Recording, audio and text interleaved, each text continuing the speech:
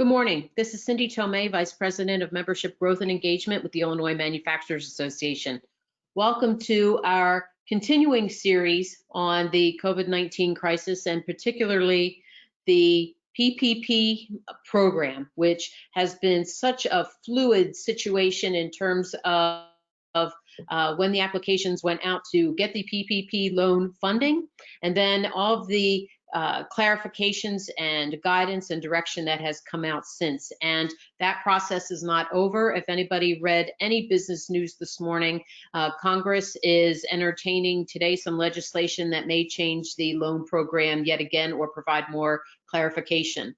If that does happen, hopefully you know by now that you can rely on us to give you that information in an accurate and timely fashion. I can tell you that since the beginning of the COVID-19 crisis, most of the questions that the IMA has entertained from our members has either focused on how to open their plant safely or how to navigate this PPP loan program. So I'd like to thank our presenters from BKD for stepping up at this point to talk about the forgiveness process based on the guidance we have as of today. On the screen that you see in front of you, you will see there is an email address there, ima@ima-net.org. If you have questions during the presentation, please send them to that address. We will have 30 minutes at the end of the formal presentation to address questions as they come in. If we don't get to all of them, we will be putting the questions together for our friends at BKD to answer in a written form, or in some cases, they may reach out to you to help you if they can assist. Hopefully, the questions are of a generic enough nature that we can tackle them. Sometimes they can be too intricate that it may be just specific to your location, to your company, but we will do our best to get all of your questions answered. If you're a member of the IMA, I'd like to thank you for your continued support of the organization during this time. We could not be in this position without your continued support. And if you're a non-member of the IMA, thank you for joining us on today's call. We hope you will find us helpful. And if you're considering membership in the IMA, now is a great time to join the organization. With that being said, I would like, this webinar is being recorded. So give us about 24 hours and we will be able to send you the recording of today's presentation as well as the slides. So with that, I'd like to introduce our speakers. Damien Martin from BKD. He's a CPA who provides tax compliance, consulting, and planning services to individuals, families, and fiduciaries, and provides proactive succession planning for high net worth individuals and their family-owned businesses as a leader of BKD's private client services team. You may remember Damien if you attended our tax conference in November. He was one of our speakers. And Ryan Peterson is a director in BKD's Chicago practice and provides outsourced accounting, consulting, and advisory services for closely held organizations and their shareholders. We are thrilled to have them here today to share their expertise on the PPP program. And with that, gentlemen, I'll turn it over to you. Well, thanks, Cindy. It's great to be here today and with everybody, at least virtually. Yeah, you referenced back to, I think, what was that, maybe November timeframe, right? When we were talking about sort of the latest tax updates, the federal, the state side of things, kind of what you need to know. And, you know, little did we know how much the landscape would change, obviously, between then and now. But I will say that I always do enjoy the face-to-face and actually being able to interact with and engage with those that we're speaking to. So it'll be a little bit different here, but obviously looking forward to answering your questions. And yeah, just maybe as by way of background, I think Cindy used the absolute right word to describe this as a fluid situation. It is a very fluid situation, so much so to the fact that I have the website where they post all the updates and guidance up and kind of refreshing in the background just in case they release something further here. But Ryan and I have been trying to keep up with all this and been fielding a lot of questions around it. We've done a number of virtual forums. The firm has done a number of webinars and presentations, and yeah, based on the number of questions, we're looking forward to your questions and helping you today, because really it is just a tricky thing to work through, especially kind of the way that it's rolled out. So the approach that we're going to kind of take here today is walk through a little bit of a refresher, then start with the latest developments first, and that way, if you know, we'll sprinkle in some of the concepts along the way, kind of again with that refresher just to set that level set. But if you have questions along the way, please email them in. You know, we can dig deeper on any one aspect. It's almost difficult, believe it or not, in 2 hours to feel like we can cover everything because there is so much that we've received. Then we're going to spend a lot of time on the loan forgiveness application and the rules that we got there, to kind of unpack that a little bit, some key takeaways. And of course, looking forward to your questions. So I know Ryan, maybe give you a chance to kind of, I guess, any initial thoughts before we jump in from your perspective? Good morning, everybody. You know, I think what's interesting, I feel like we need to start off every conversation by just giving the date as being May 28th. And I think that Cindy and Damien's comments on this being a fluid situation are very accurate. And so I think what we've come to realize is that the information that we're going to talk about today is as we know right now. And so I think we'll get into it here in a second, but in the last 2 weeks, we got some great guidance on each of the Fridays, which is going to help. And so I hope that we're not done yet. And so hopefully we get some clarification on some things that may be a little bit unknown right now or still have some uncertainty surrounding it. And we'll touch on those throughout the course of the presentation. But overall, I think it's just important for us as accountants to remember, as Damien and I are presenting this, just that, it's as of this morning, as of May 28th. And so it could change at any time. We could get some additional guidance. And so, and we're hopeful that we receive that guidance in a number of areas, which we'll touch on today.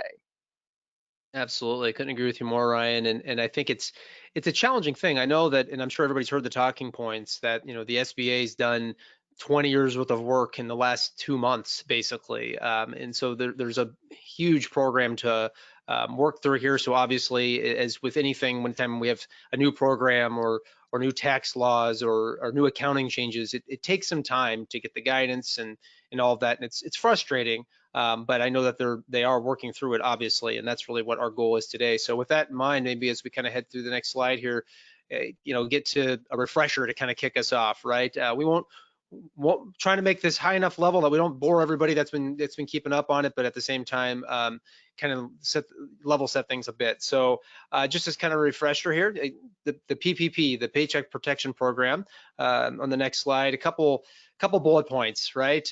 It really was an expansion of the existing Section 7A Small Business Act program.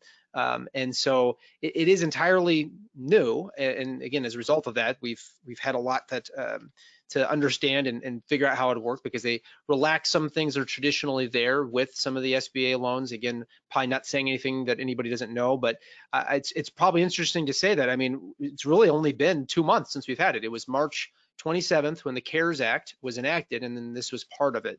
So it's been very interesting to see how that's evolved since then, but obviously this garnered a lot of attention, primarily because of the forgiveness eligibility and the fact that, and it was sort of, we'll talk about how this has maybe evolved a little bit, but really advertised as tax-free money, right? And that's, it still is to an extent, but there's a little change there that we'll talk about. But really what's critically important are the definitions and the terms, and that's really where the guidance and things that we've learned more about, the application, the comments from Treasury Secretary Mnuchin and others really come into play, because we need to understand what the words mean, because there's a lot of terms of art that were created for this program. So to give you a little bit of a sense, I'm kind of chuckling here, and you'll see why in a minute as we get to this next slide. This is a visual depiction of what's happened since the enactment. So I mentioned I know it's impossible to read anymore because we've had so many things here, but we started with the enactment of the CARES Act, right? Which is what I mentioned. And then since then, we've had 48 FAQs that have been released. And that's why I mentioned in the beginning there, kind of constantly watching the Treasury website, because there isn't an easy way to know if they updated it other than to look at the website and see if they indicated that they updated it. But we're up to 48 at the moment. We've also had 15 sets of interim final rules, which it's kind of a goofy name. You think like interim final, why is it called that? It's effectively proposed regulations in other contexts. So they do get published in the Federal Register, and they go through a comment period before they're finalized. So that's effectively what the interim final rule is. But there's been 15 of them, and they've addressed different elements of the program, so we can kind of understand what they are. But a key, again, key definitions and things to think about here. On the next slide, we have kind of the allowable uses of the PPP loan. I think this is actually one that perhaps sometimes gets a little bit, I don't want to say overlooked, but overall, the funds still have to be used for allowable purposes. Then we get to the whole forgiveness piece, because really, in a sense, and it's just like it says on here, the PPP is a loan program first and foremost, but then there is the forgiveness piece. And again, obviously, the goal and what we're going to be talking about today are some of the strategies and what we've learned to, so to speak, maximize that forgiveness amount, because that's obviously key. But above all, they do have to be used for, the funds rather, have to be used for allowable purposes. And those really fit into only two buckets, even though there's a lot of nuance to them. And those are payroll costs and non-payroll costs. And we're going to dig into some of those a little bit, but I will say from the latest final, this interim final rule that we got, we did get a little bit more around what's in the payroll costs, and that's an important thing to understand, because that is there's a limitation based on those, that's the key bucket. So primarily it's compensation to employees, but there are also some non-compensation or non-cash components to it as well, that are very key to understand. But we also have non-payroll costs, and those primarily are mortgage interest. And again, this is an actual up-to-date definition because this has evolved too, but it's on business mortgage obligations on real or personal property. It has to be incurred before February 15th of this year. And I've gotten a lot of questions on that sometimes. Say, well, why February 15th? And the thought really was to kind of limit the perhaps post-mortem planning that you could do, that you could expand an existing business line or something like that as a result of this. And they put a lot of limitations around that, and the non-payroll costs are a good example of it.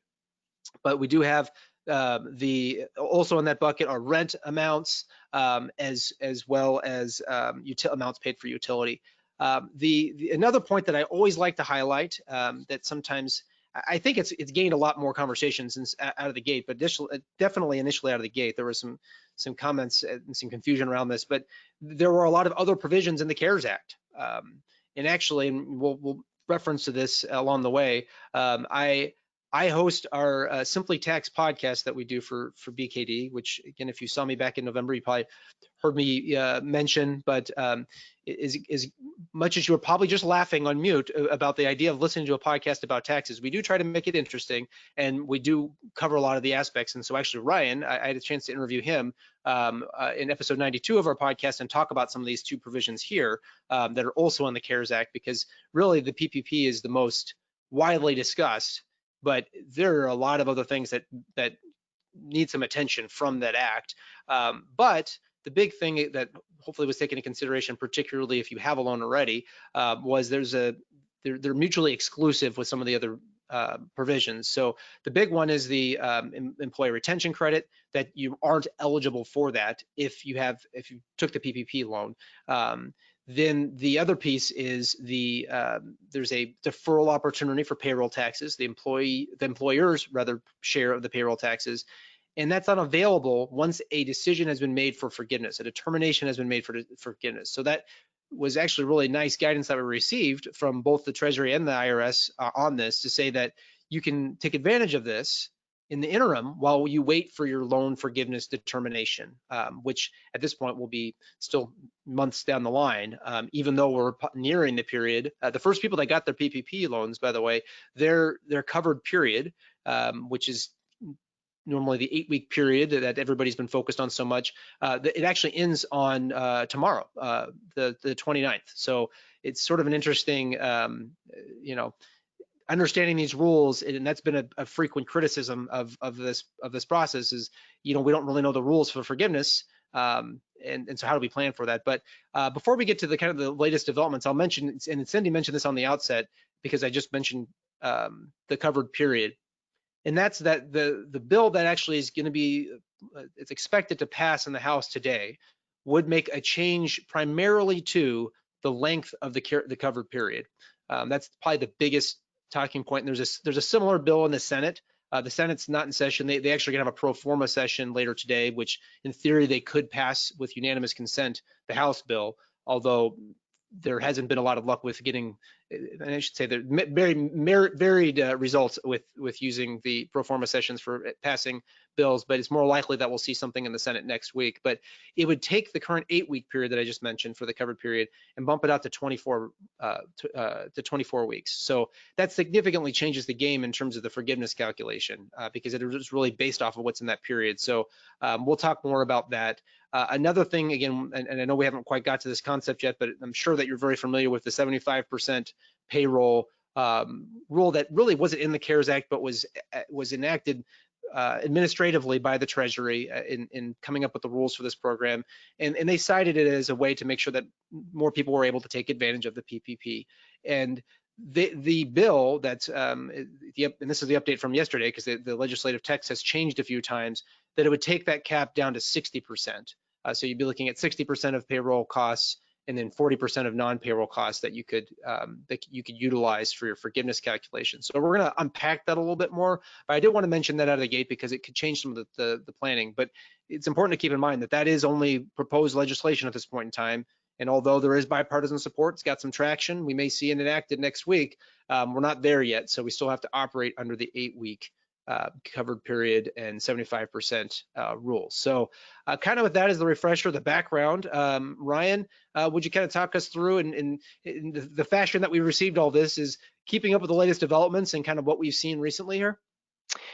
Yeah, no, absolutely. And I think Damien and I have joked kind of behind the scenes that I feel like the SBA and the Treasury love to ruin weekends because in each of the last 2 weeks, they love to release guidance late on Friday night. And so, almost 2 weeks ago on May 15th, we got the first draft of the loan forgiveness application. And last week, we actually got 2 interim final rules. And so if we move ahead to the next slide, we're going to start, we wanted to first talk about those 2 new interim final rules. And so on the next slide, we've got shown, the first one that we're going to touch on is the interim final rule on SBA loan review procedures and related borrower and lender responsibilities, which is a mouthful to say. And so essentially what this interim final rule dealt with was, the concept of loan review. And prior to the release of this final rule, the primary guidance that we all had been relying on came in the form of a frequently asked question, and it was number 46, that basically specifically identified that the SBA would be reviewing any loans for a borrower who had aggregate loans of more than $2 million when combined with all their affiliates. And so the release of the application kind of confirmed that point because they included a checkbox that basically said you have to check a box if you have aggregate loans over $2 million. So effectively, they're requiring borrowers to certify of whether or not those loans will be reviewed by the SBA. And so this interim final rule that came out on Friday night basically said that the SBA has the ability and the authority to review any PPP loan in any amount as they deem appropriate, and not just loans in excess of $2 million. And I think that's an important point to note. As a part of this review process, the SBA is authorized to review a borrower's eligibility, which includes both their initial application and their loan forgiveness application, as well as they can review the way in which the loan amount was calculated and whether the purposes or the proceeds of the loan were used for purposes that were specifically identified in the original legislation. And so kind of finally, they, as they do with all loans, they also have the authority to review whether a borrower is entitled to the amount of forgiveness that the borrower has claimed on the loan forgiveness application. And so we'll talk about that a little bit. And so, what's interesting here is basically the SBA has the ability to review a loan at any time at their discretion. And towards the end of the presentation, we're going to spend a couple of minutes talking about documentation and the types of documentation that needs to be submitted and maintained.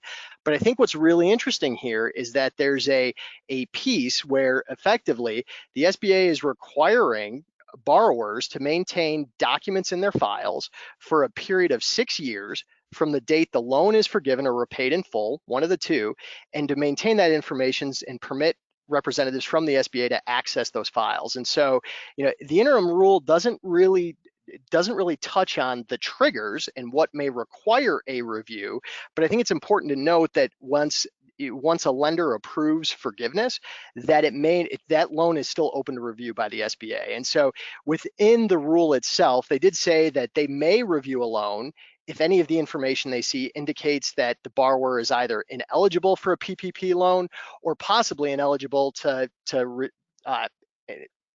possible that they're not entitled to forgiveness. And so, those seem to be two of the big triggers. What that means, I think we're not really sure. So if we move ahead to the next slide, let's talk a little bit about the process when the SBA chooses to review a loan when they receive documentation from a lender. And so, and kind of it's a sequential process.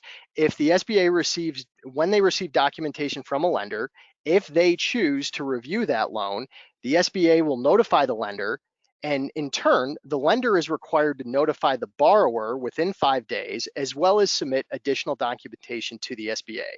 And the additional documentation that they're required to submit to the SBA within those 5 days are the borrower application form, the loan forgiveness application with supporting documents, what they refer to as a signed and certified transcript of account, a copy of the executed note, and any other documents that the SBA, requests. And so, I think it's also important to note here that if the SBA chooses to review a loan prior to the borrower approving forgiveness, the borrower is not able to approve an application for forgiveness on the loan until the SBA has notified them that they've completed their review. So I think that's a key point there, where it could potentially, as the SBA is reviewing, it could delay the process a bit from what typically will be a lender process. So if we move ahead to the next slide, in the case of that the SBA reviews a loan and determines that the borrower was ineligible for the loan in the first place or ineligible for forgiveness, basically the SBA is going to instruct the lender to deny the forgiveness application and has the ability to seek repayment of the outstanding loan balance, as well as what they term pursue other remedies. And so it's not clear exactly what those are, and they don't specify if the loan has if they conduct their review after a loan's forgiven, what that process looks like. And so what they do say is that in the event that they deny a loan or eligibility for forgiveness, the borrower will have an opportunity to appeal the decision. And that's kind of as far as they've gone with it at this point. They've basically said they're planning on issuing another interim final rule to address the appeal process, but it's kind of important to understand that there is an appeals process that's going to be available to the borrower. And so kind of a final point here, which is just more of interest probably from a lender perspective, is that if the SBA determines that a borrower was ineligible for a loan, the lender actually is not entitled to a processing fee that they earn as a part of the process. And so I think that processing fee is also subject to clawback. So there's a little bit of a cash flow implication from the lender, that there's not necessarily a punitive penalty, just one that they would have put a lot of work in and not being able to receive a processing fee. So if we move to the next slide, we've been dealing with the SBA loan review process. And so we're going to shift gears a little bit here and talk a little bit about some of the lender and borrower responsibilities associated with the loan process, because those appeared in this interim final rule as well. And so first, I think it's important to mention that it is the borrower's responsibility to provide an accurate calculation of loan forgiveness and to supply the appropriate documentation. And so at that point, once the lender receives a complete package, the lender has 60 days from the date of receipt of that application and supporting documents to basically do what they call a good faith review of the information and render a decision for approval, either in whole or in part. They also have the ability to deny the forgiveness application to the SBA.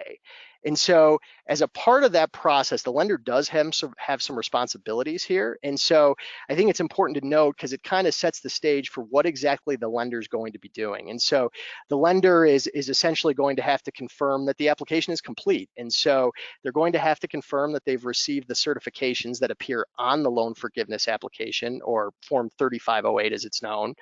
They're required to confirm receipt of documentation that they need to verify payroll and non-payroll costs, as well as the information to allow them to confirm, within a reasonable good faith effort, the borrower's calculations on the forgiveness application, which includes both payroll and non-payroll costs. Finally, there is a calculation, and it's a relatively easy one that the lender does need to confirm, and that's whether or not whether or not they've calculated potential forgiveness in accordance with the 75-25 rule that Damien mentioned earlier. That's a piece of this as well. So the lender is responsible to verify that calculation.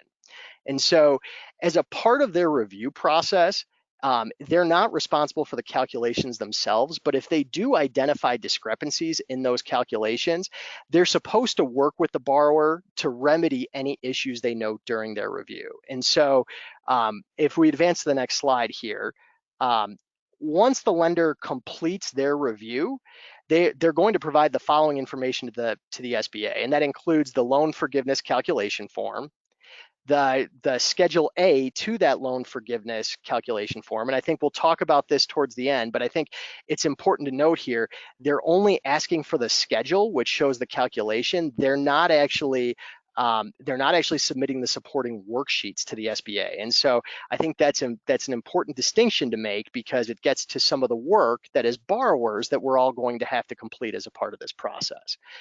They're also going to submit, there is a demographic information form that appears at the back of the forgiveness application, but it is optional. If it is submitted to the lender is required to submit it to the SBA, but the borrower is not required to complete that portion of the form as a part of the forgiveness process. And so, and finally, if the lender does render a decision that at least a part of the loan is they're denying forgiveness for it, they do need to inform the SBA of that decision.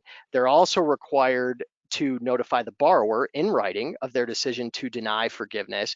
And the borrower then they may request that the SBA review the lender's decision as long as they do it within 30 days. And so I think there are some borrower rights here where the decisions that are made either by the lender or the SBA are not necessarily final, and the borrower does have some alternatives available in the event that they receive a non-favorable decision.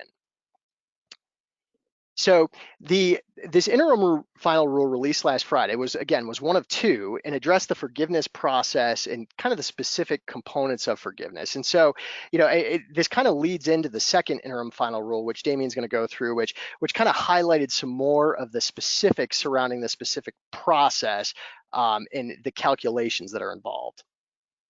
Yeah, no, and thanks for teeing that up, Ryan. I'll kind of echo that Friday night comment.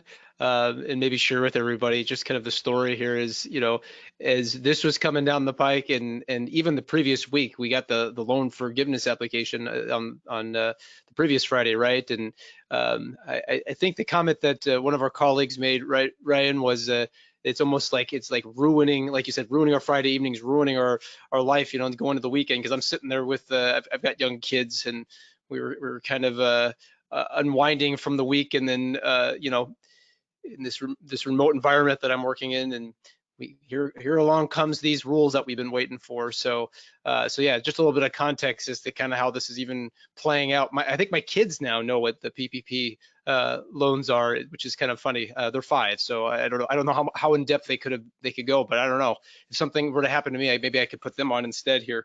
But yeah, speaking of that, on the next slide, kind of talking about the interim final rule on the forgiveness, and this was the one again that there's been so much talk about this from the beginning. We knew these rules would come because they were promised, even in the CARES Act language, that the section of the CARES Act that allows for this forgiveness says that we get guidance, and it actually had indicated that we would get it within 30 days of the enactment, which was April 26th, which that came and went, and we didn't get it until really in its true form until May 22nd. So kind of playing a little bit of catch up here in terms of figuring out what some of those things are, but we'll kind of start with some general observations, then we'll get into the things that we learned, and then kind of, again, unpack the application a little bit. But do be sure as we go along, we're not getting them right in real time, but I know Cindy's keeping an eye on some of the questions. So if there are questions you have, just let us know. I want to make this as interactive as possible, given the fact that we're not face-to-face, right? But so a couple things, something not new, but good to know is that the lenders need to issue that decision no later than 60 days after receiving the application.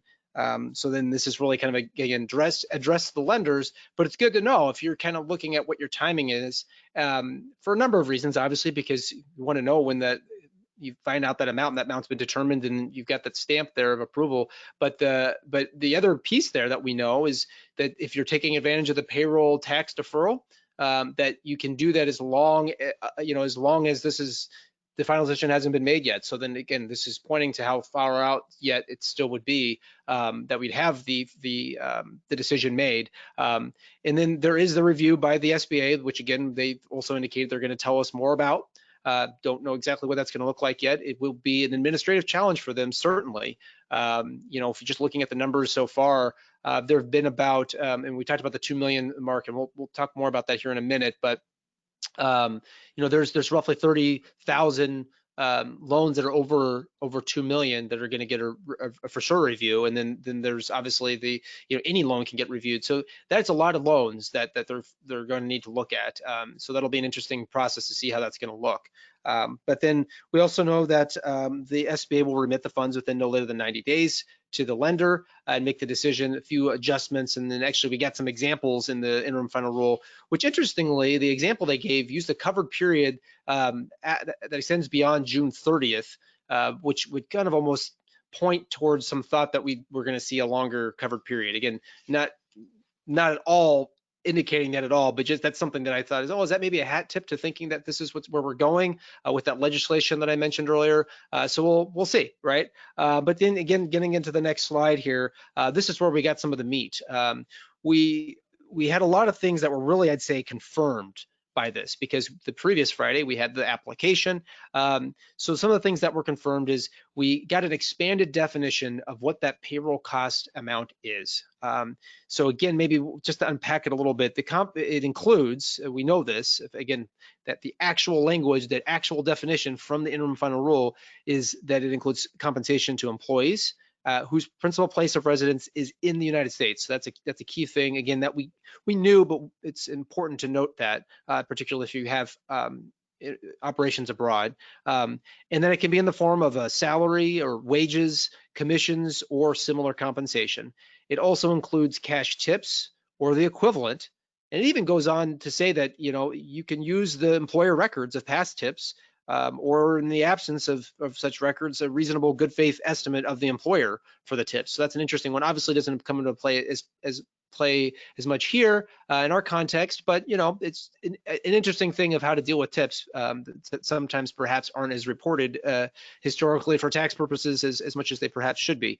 It also includes the payment of vacation, parental, family, medical, or sick leave, and as well as allowances for separation or dismissal as well. But then, so that's the cash component. Then the non-cash component is the payment of employee benefits that we talked about, the health care, the health insurance, and the retirement as well. So, and we also know we can include the payment of state and local taxes that are assessed on compensation of employees. So that's something we learned. But the big question that we had, I think in large part, because it was silent when we got the forgiveness application, is, well, what about amounts that we pay to furloughed employees? And we did learn with the interim final rule that we just got that you can include that, as well as the salary and wages of employees that are no longer working but still getting paid. So again, kind of a key thing to learn there. We can also include hazard pay and hero bonuses, if you will. So that's another key component for those that are looking to, and maybe a terminology that we kind of affectionately use sometimes is to say to payroll up, so to speak, before the end of your covered period. If you think there's a gap between the forgiveness amount and the loan that you're looking to close. And perhaps that's one of those things. Now we know that those are included, and there are limitations and caps on the payroll costs. What's not included in payroll costs is probably you're aware, there's a $100,000 cap, annual cap on payroll, and it's different for owner employees than it is for regular employees. So when you're looking at the strategy here, if you're thinking of a strategy to kind of maximize that loan forgiveness, you have to kind of keep these limitations in mind, because if you're up against the cap, then the most you can get is kind of prorated over the 8 weeks is $15,385. So that would apply to the cash compensation for all employees, and then you get to stack on top of that for the non-owner employees. the additional amounts that we'll talk about, the retirement, the health benefits in the state and local taxes as well. But when we get over to these owner employees, which actually isn't very well defined, I will say, despite the fact that we got a lot of definitions, we didn't actually get a definition of what an owner employee is, but it's generally as the name would imply, you would think it's an employee that is also an owner, but we may see more clarification around that. But this was a big one that we got that was perhaps not, again, overly surprising, that it was capped, right? So it's no more of the lesser of, but here's the part that was key, is the 8/52 of the 2019 compensation, or the 15,385. So that's the prorated amount over the 8 weeks of that $100,000 cap, right? But the interesting thing there is the look back to 2019. And this kind of harkens back to, and we have a couple slides later on the self-employed individuals and how that's treated, but basically saying your base point is last year. And the driver here, really, if you think about it, is that they didn't want owner employees basically, again, trying to payroll up by increasing their payroll if they haven't been paying themselves that much historically. Because particularly in the S corporation environment, there is some pressure, downward pressure, to try to keep those wages as low as possible to avoid the payroll tax. To the extent that you're able to do that, there still has to be reasonable compensation paid, which, speaking of definitions, that's probably a whole nother conversation of its own, because it's not very well defined. But the key there being that if there was somebody that maybe wasn't paying themselves a significant amount of salary, that could actually come back to hurt you here, because you aren't able to rectify that in the covered period, because you're going to be ultimately limited as an owner employee to the lesser of that 2009 amount, or 19 rather amount, or the 15,385. But here's the favorable part that we got, is that possibly you can include the retirement and the healthcare contributions on top of it, or maybe it's included in the 15,385. That's something we're not entirely sure on. And when we say we're not sure, the reason is it's just not addressed. It's not addressed positively or negatively. It's just an open item, I'll call it, in the guidance. So that's an area that, as we look to these FAQs and additional interim final rules, that maybe we'll get some more clarification on, but they didn't give that to us with what they gave us Friday. So going to the next slide, kind of again talking about some of those self-employed individuals. We know that, I think this was confirmed, nothing new, but confirmed in the interim final rule, that the Schedule C filer, so if you have a disregarded entity or a self-employed individual, that you are capped at owner compensation replacement, which is a term that they used in the interim final rule for self-employed individuals, based off of the 2019 net profit. So essentially that's Schedule C in most cases, where you report your disregarded entity, or your if you're a sole proprietorship or whatnot, and you report your income there, you're basically capped on the 2019 Schedule C amount. So something that already happened that you can't really use levers to control, so to speak. And then for general partners, which we did get actually some favorable guidance, or some maybe interesting guidance, I'll say, with the interim final rule number 3. So again, keep in mind that we're up to 15 now, right?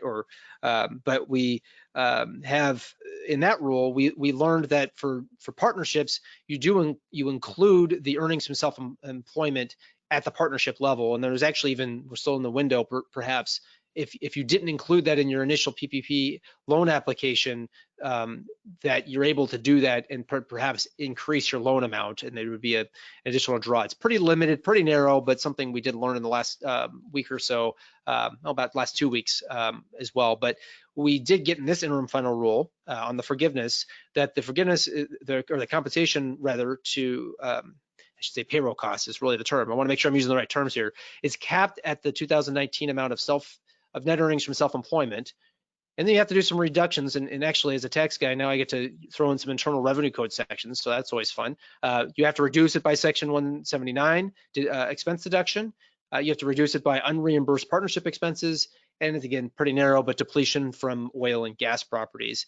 Then you have to multiply it by 0.9235, which effectively is giving you the deduction for 1/2 of the self-employment tax, and that's where that amount kind of comes in and why that's there. And then we know from that, again, you're capped, and it cannot include the retirement or the health insurance contributions. So that was, again, something we knew already, but then was kind of confirmed with this latest interim final rule. Something just to mention as a practical point, if you are a partnership or dealing with that, or an LLC taxed as a partnership, that unreimbursed partnership expense item is sort of an interesting one, because it's ultimately taken generally at the individual partner level. But then we're talking about something at the partnership level in terms of determining their loan forgiveness amount and the payroll costs for the general partners for this purpose. You're not going to know that until you get around to filing your return, and so perhaps that hasn't happened yet, because we know that the tax deadline got pushed out to July 15th, and ultimately then can also go out to October 15th with an extension, right? So that creates a little bit of an issue there, and how is the partnership going to know that, and what is that dollar amount? So it's just sort of an administrative challenge and kind of a little bit of a head scratcher from just, how's this whole thing going to work here? All right, so that's the kind of what we learned on the payroll cost side. As we go to the next slide here, the next bucket we kind of learned a little bit more on, and you've seen these definitions before when we were talking about it earlier, is kind of what we learned about the some of those non-payroll costs. So again, interest payments on business mortgage obligations and that's real or personal property. So it's not just any old loan, it's mortgage obligations on those two.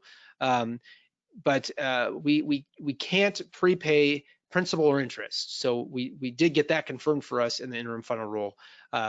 We also know, again, it kind of just spelled it out a little bit more, that we can use business rent obligations as well as utility payments. And all we really have to go on at this point in time is the distribution of electricity, gas, water, transportation, or internet access for services which began on February 15th, 2020. And so perhaps we'll learn a little bit more about some of those terms. When we got the guidance for the self-employed individuals, we learned that transportation can include gas for a business auto. So perhaps that'll get extended, but it was not specifically addressed here in this interim final rule. So again, something we're keeping an eye out for, because we're not at the end of the road, because it didn't address it, basically. And here's the really favorable thing that we got confirmed. We learned this with the loan application, but the interim final rule that we got on Friday confirms that non-payroll costs can either be incurred during the covered period, so that CP on the slide is covered period, or I'm sorry, paid during or incurred during the covered period and paid before the next regular billing date. That's a key amount of flexibility that we got here. So, and again, this was just really confirming that, and we'll dig into that a little bit more as we kind of go through more of it. So next slide here, some of the things we did also learn about.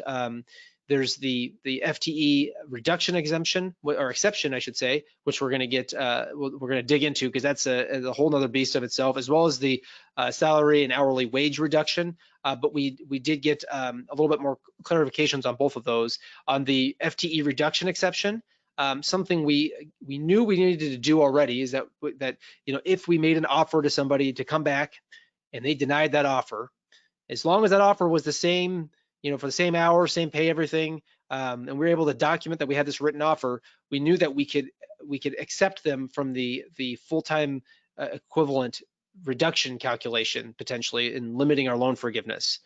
What we learned in the interim final rule is that you have to actually notify the applicable state unemployment office of the rejection within 30 days of the rejection of the offer. And we're going to get a little bit more guidance from them on that as to what would entail and whatnot, but that's a key thing to note if you're planning on utilizing that exception. And then the other thing that we learned, again, kind of back on the salary and wage reduction, I'll mention, I'm going to, again, high level, just mention if you're still kind of trying to get the nuts and bolts of all of this, because there's so many terms in this, right, that there are really 3 forgiveness limitations. There's the full-time equivalent reduction piece, there's the salary and wage reduction piece, but then the overall 75% limitation. But when we look at the salary and wage reduction, that we only have to include it on the portion or calculate it on the portion of the decline in wages that was attributable to the FTE reduction. So basically preventing a double penalization on these two limits here. So then there was a little odd thing where, again, just illustrates the point that we're getting the rules after we got the application, which is kind of backwards, you would think, right? I mean, there's no way I think that the person that was drafting the application didn't have an idea of what the rules were when they did it, but here's an example of where we think that we're going to see some changes. The interim final rule basically says, you know, you round to or you don't round to the nearest tenth when you're doing your FTE calculation, but the loan application does. So very minor thing. I mean, we're talking about rounding to the nearest tenth, but it just sort of illustrates the fact that, you know, the ink isn't maybe dry on some of these things with, you know, just the coordination between the rules and the form instruction itself. So, all right, that's kind of what the latest developments, if you will. Let's dig into that loan application a little bit. And kind of see. So on the next slide here, kind of as we transition, and we'll change slides again. What's the big deal with the $2 million, right? And I think the conversation that in the line in the sand that really changed the conversation in my mind, it was May 13th, and that's when we got FAQ 46. And that was a significant one because we had a number of, you know, there was a lot of concern, there was a lot of back and forth. We learned a lot of things. It all started with Treasury Secretary Mnuchin going on Squawk Box on CNBC and kind of making a comment about the additional considerations for the borrower certification that was made on the loan application about the current economic risk and uncertainty, and that it necessitated the need for the loan. And there was just a lot of concern about what that meant. You know, we got an additional FAQ in there that said, well, we have to look at the liquidity options for larger companies. We don't really know what it means for private companies. So there's just a whole lot of consternation, a lot of concern. Obviously, they gave us a safe harbor window where you could return the funds if you thought perhaps, well, maybe I don't know how strong my case is for the qualification of this. Which they backed up 2 times and ultimately or 3 times rather, and it ultimately came to pass on May 18th was the date that you could have given it back kind of with this no questions asked. But with this FAQ 46 getting released in between, it really sort of took a lot of the pressure off. Again, probably something that everyone was closely watching because they're basically saying that if you're below this $2 million line in the sand, you'll be deemed to have made the certification regarding the necessity, again, that there was economic uncertainty that necessitated the loan in good faith. So basically it's a safe harbor in. If you're over the $2 million, you still have to be able to document and establish that you had the necessity for the loan. And so that's still very, very important to have documented in your files to be able to support the quantitative and the qualitative reasons for that necessitated the loan. But basically, if they disagree with you, they're not going to forward it on to another organization. Basically, the big concern had to do with an F word, and that was fraud. You know, that basically there are penalties for fraud if you make a misrepresentation to a government agency, including the SBA, and the penalties were defined and pretty strict. But they're basically saying, well, we're not going to refer that on as long as you pay it back. Basically, no questions asked if we disagree with your eligibility and the necessity thing. So again, the key kind of point there though is you really do have to make sure that that's documented in the file, and then you have to indicate it. But the reason I spent so much time kind of talking through that is if you get into the 11 pages, which seems simple in this application, right? In the 3508 or the PPP loan forgiveness application, whatever you want to call it, you start right out of the gate with a question on whether or not the borrower received a loan in excess of $2 million and checking the box. So you want to make sure you check that box right, because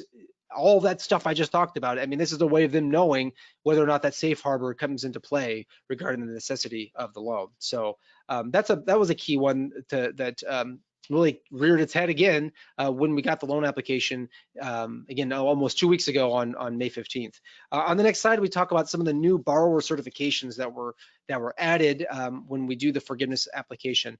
A key one here again is that we're talking about the eligible costs, and you have to certify on the forgiveness application that the funds were used to pay costs that were eligible for forgiveness. So again, those have to fall into those 2 buckets, either payroll costs or non-payroll costs. And if you don't have costs of that amount, you're not going to be able to make that certification.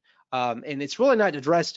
I guess my take, and I don't know, Ryan, feel free to chime in as well, because I don't know that you and I, believe it or not, have actually probably talked about this one. But you know, if you had non-eligible costs, or I guess you didn't have enough eligible costs for your loan, you know, would that sort of just pay it back, no questions asked, kind of apply? And I think it's really that would be the thought, but it's not expressly, to my knowledge, addressed in the rules or the guidelines that we've received so far.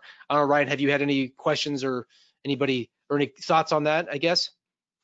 Yeah, no, I think I think generally speaking, you're right, Damien. It's not addressed anywhere. I mean, I think, just from a practical standpoint, the thought has been, even though it's not stated, that, if you don't have eligible costs, that you would be able to return that at the, whether at the close of the covered period. I think, I've had a lot of questions on whether, following the submission, if those funds can just be used as a loan. And I don't know that the guidance is clear or allows that at this point. So I think it's something we're hoping to get some additional clarification on. Absolutely. Yeah, it'll be interesting to see. I mean, again, there's always the logic, and I think that's where probably the most frustrating thing is this has evolved as being an advisor here, being an accountant is, Ryan and I like to be able to help, right? And that's obviously why we're doing this webinar today, right? Is to help with questions, jump in as we can, but and sometimes that requires you're going to have some gray areas, and you can maybe make some best estimates or guesses as to what things are going to be. But the frustrating thing with this one is we knew that the rules were coming, and it's sort of challenging to make some best guesses, and still is. Obviously, we still have this area where it's challenging to make a best guess, because ultimately the bank is going to be the one that's going to go through and approve, as Ryan was talking about the application. It's going to get reviewed potentially by the SBA as well. So we got to make sure that whatever we're saying is in line with whatever it's going to be, because this comes with some very significant decisions that maybe you're making as a borrower, right? And I know it's particularly challenging for again, going through these certifications, going through all these rules for those that are kind of the the CFO or the controller or anybody in the trying to fill this thing out. I mean, there's just so many questions to have to think about. The other one I want to highlight here, obviously, there's a few other borrower certifications, but that's going back to that owner employee or self-employed compensation limited to the lesser of that $15,000 amount or the 2019 equivalent. Just kind of again highlighting that and how that's being done. So making sure that that's being understood. We still have a little bit to understand on the owner employee side, but that is a certification that needs to get made. So go to the next slide. A couple other things that we kind of just general concepts.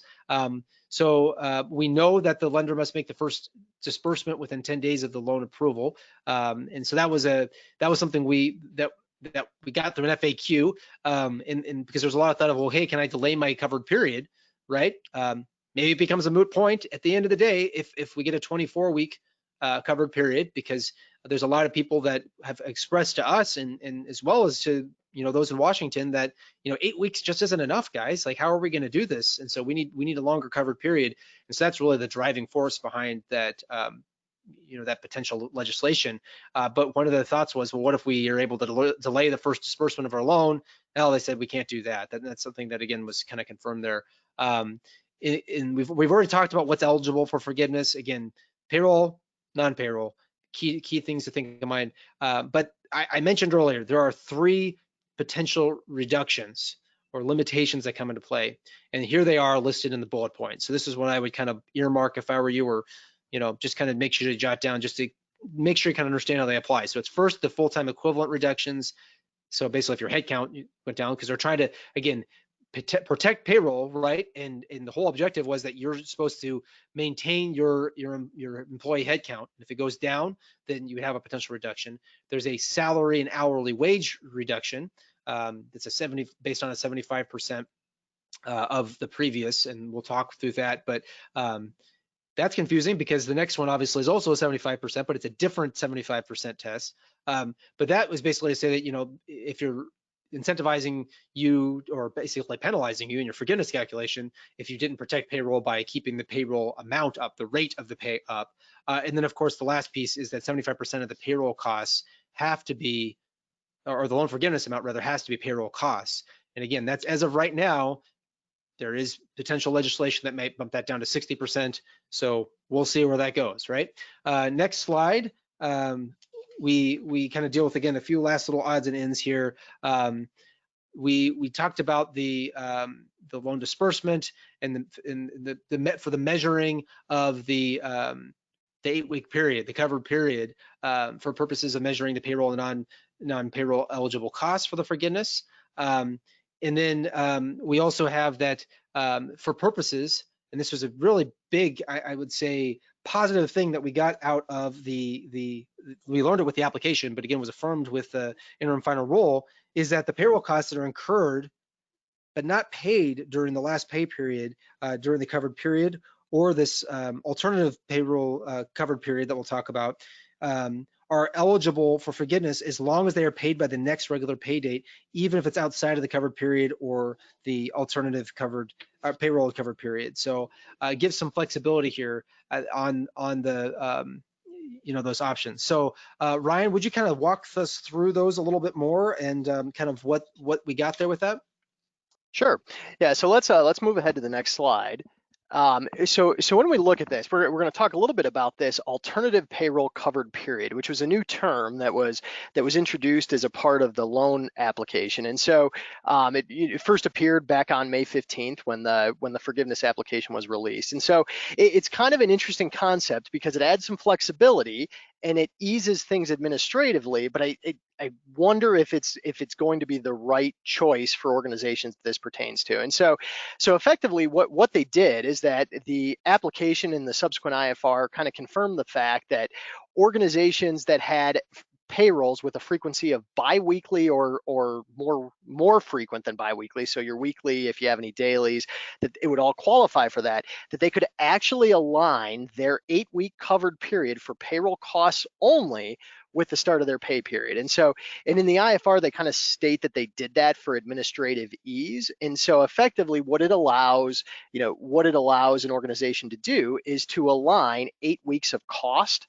directly with the 8-week covered period. And so, and we'll kind of take a look at that here in a second. What I think what's interesting to point out about this is that this alternative payroll covered period is only available for payroll costs. You actually would not use it to calculate eligible forgiveness costs for non-payroll costs. So those things like rent, utilities, and interest. And so, if a borrower does elect to use this alternative payroll covered period, they're actually required to use it consistently throughout the loan forgiveness application. And so as they go through their FTE or their salary hour wage reduction calculations, they would be required to use the APCP for that period as well. And so if we go to the next slide here, we've kind of just expanded a little bit here to the example that Damien just provided, with loan proceeds received on Monday, April 20th. And so if a borrower was to elect the alternative payroll covered period, they'd actually be able to push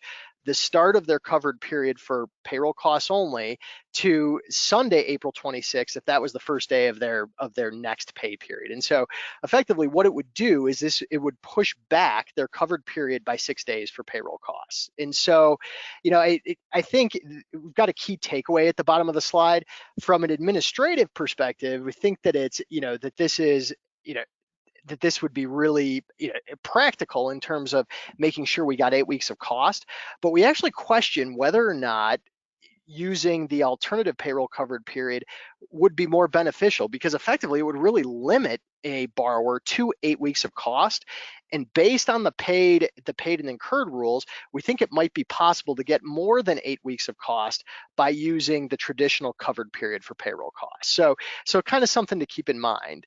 If we advance to the next slide here, we're, really, I think that not a lot to talk about here that we haven't talked about as a part of the IFR. And so I think what's interesting of note is that, effectively the application does break down eligible payroll costs and eligible non-payroll costs. And so I think really the only point we wanted to mention here is that based on an earlier IFR, when determining the amount of compensation to use for payroll costs, it was stated that you can use Medicare wages and add those kind of those pre-tax fringes that might deduct from the Medicare wage base, so things like health insurance. And so what was interesting about the application in the IFR is it goes in to basically say that we're able to use basically gross compensation, including the items that Damien talked about before: paid leave, allowances for dismissal, separation, tips. I think the one point to kind of make here, just in terms of, is that any leave that is paid associated with the Families First Coronavirus Response Act. So those items for paid sick leave and emergency FMLA, if we are taking credits of any of those amounts we cannot include in gross compensation. So again, something I think important to keep in mind here. So if we move ahead to the next slide. So again, just a quick discussion of just, eligible non-payroll costs. Again, I think the important thing to keep in mind here is basically that February 15th date that Damien mentioned earlier in terms of, if lease agreements, loan agreements, utility start dates, those all need to be prior to February 15th. And so, and again, we've kind of recapped some of the eligible non-payroll costs that are eligible for forgiveness here.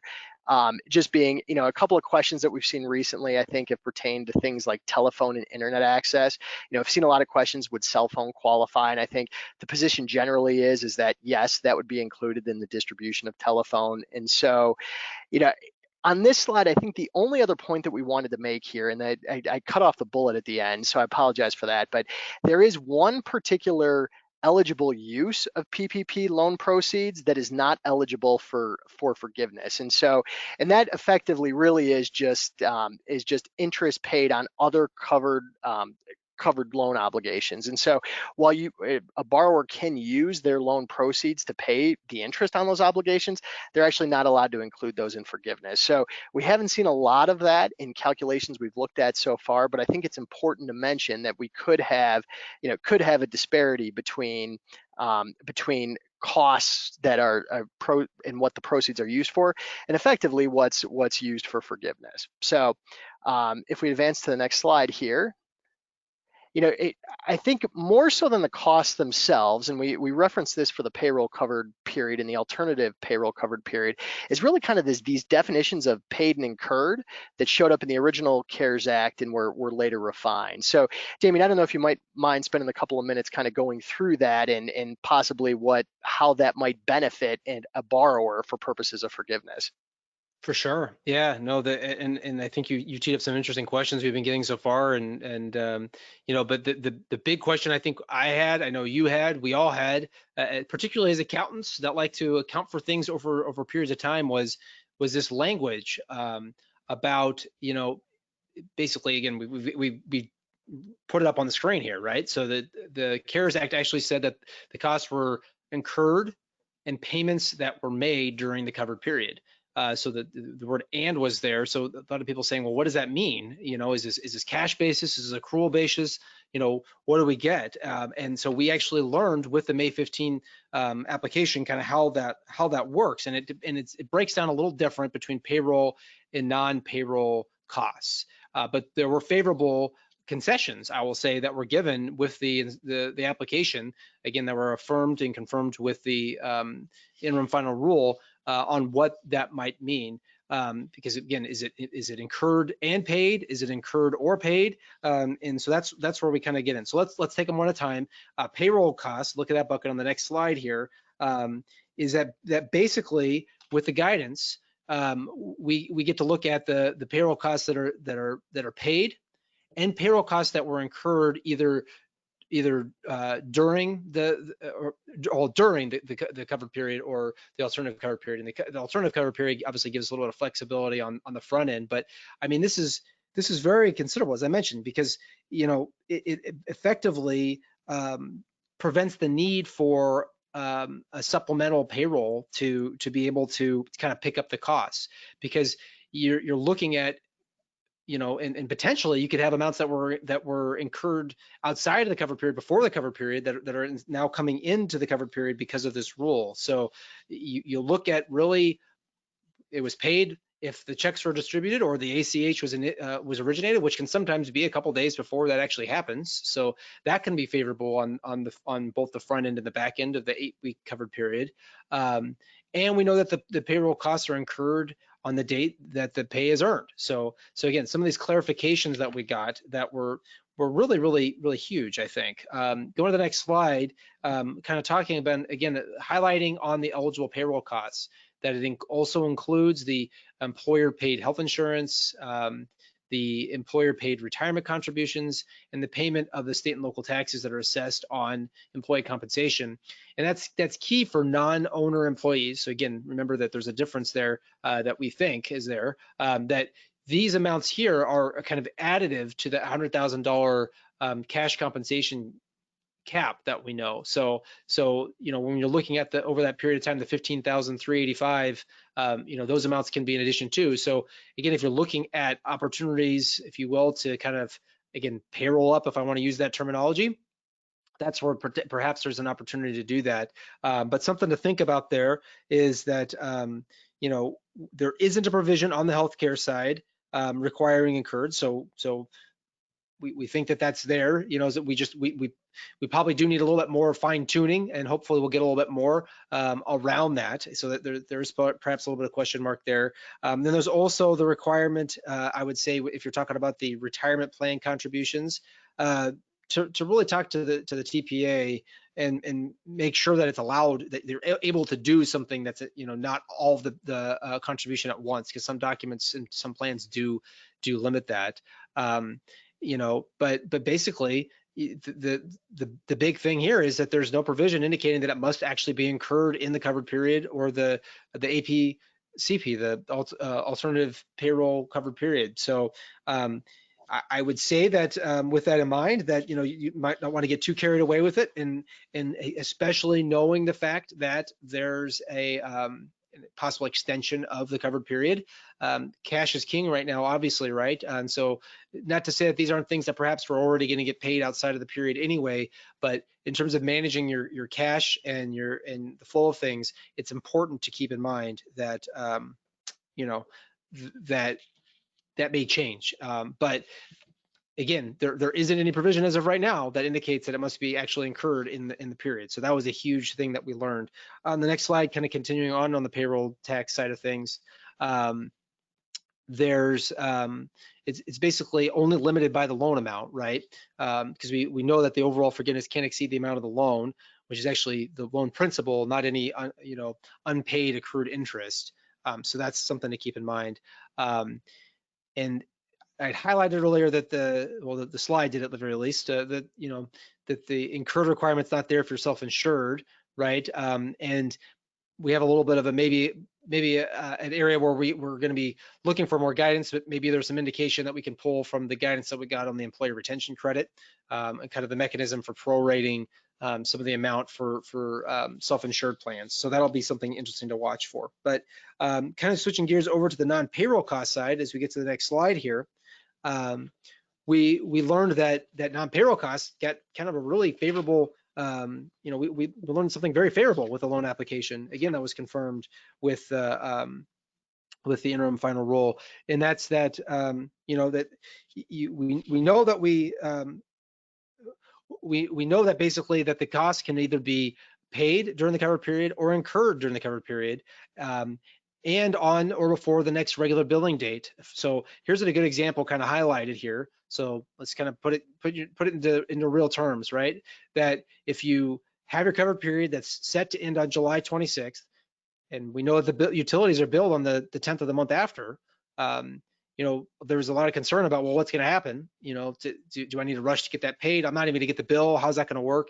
But we know as long as it's paid on the next regular billing date, that we're able to get the portion of the July electricity bill through kind of that prorated portion through July 26th in this example. So again, kind of favorable, but on these non-payroll costs, that again, great that we got this guidance and that we're able to utilize it this way. But keep in mind that there is a practical limitation that, as of right now, that the non-payroll costs cannot exceed the 25% of the forgivable amount, loan forgiveness amount. So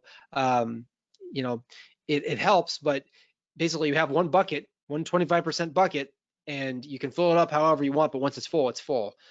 So there may be a practical limitation on that. So let's with that in mind and some of the favorable things that we got, and maybe continuing on the favorable to a certain extent, Ryan, we talked some about the potential limitations and the reductions. Could you kind of dig in with that, starting with the FTE reduction? Sure. Yeah, so and I think what we'll, kind of again, we've got a lot of terms on the slides, and I think we'll kind of step through these pretty quickly because I have a feeling there may be some questions on these that we'll be able to address in the form of examples at the end. And so if we go to the next slide here, there's, we spent some time talking about these loan forgiveness reduction factors, and specifically the FTE reduction factor and the reductions in employees' salary, hourly wages, which kind of are the two of the three reductions that are going to be very calculation intensive. And so, I think it's, as we go through it, it can be a little bit overwhelming to think about everything that needs to be calculated. And so, just to kind of to talk through it here, conceptually what these are is that for the FTE reduction factor, basically what we're referring to is that there's provisions that when we compare are the number of full-time equivalent employees between either the covered period or the alternative payroll covered period to one of three reference periods. If that proportion goes down and we don't meet what we'll refer to as a exemptions, exception, or a safe harbor, we potentially will have to reduce loan forgiveness. Likewise, the reduction in employees' salary, hourly wage forgiveness reduction concept, it essentially kind of gets at the point that if we have employees that have taken reductions in average salary or hourly pay between when compared with the first quarter of this year, that can also potentially limit our forgiveness. And so, and we'll take a look at this as we go to the next slide. And so I think what's important to remember is that we have, there are certain things that are clearly beyond a borrower's control. And so there are, specifically as we look at FTE reduction, there are exemptions and an exception to the FTE reduction, and there's a safe harbor that actually pertains to both provisions. And so I think as we kind of look through this, we'll start with the exemptions. And so effectively what the exemptions say, and this, these were elaborated on in the most recent IFR, but basically a borrower cannot be penalized for a reduction in FTEs if the following 5 conditions are met. And so just real quickly, they must make a good faith written offer, they must maintain that offer in their documentation. The offer was for the same basically the same pay rate and the same hours.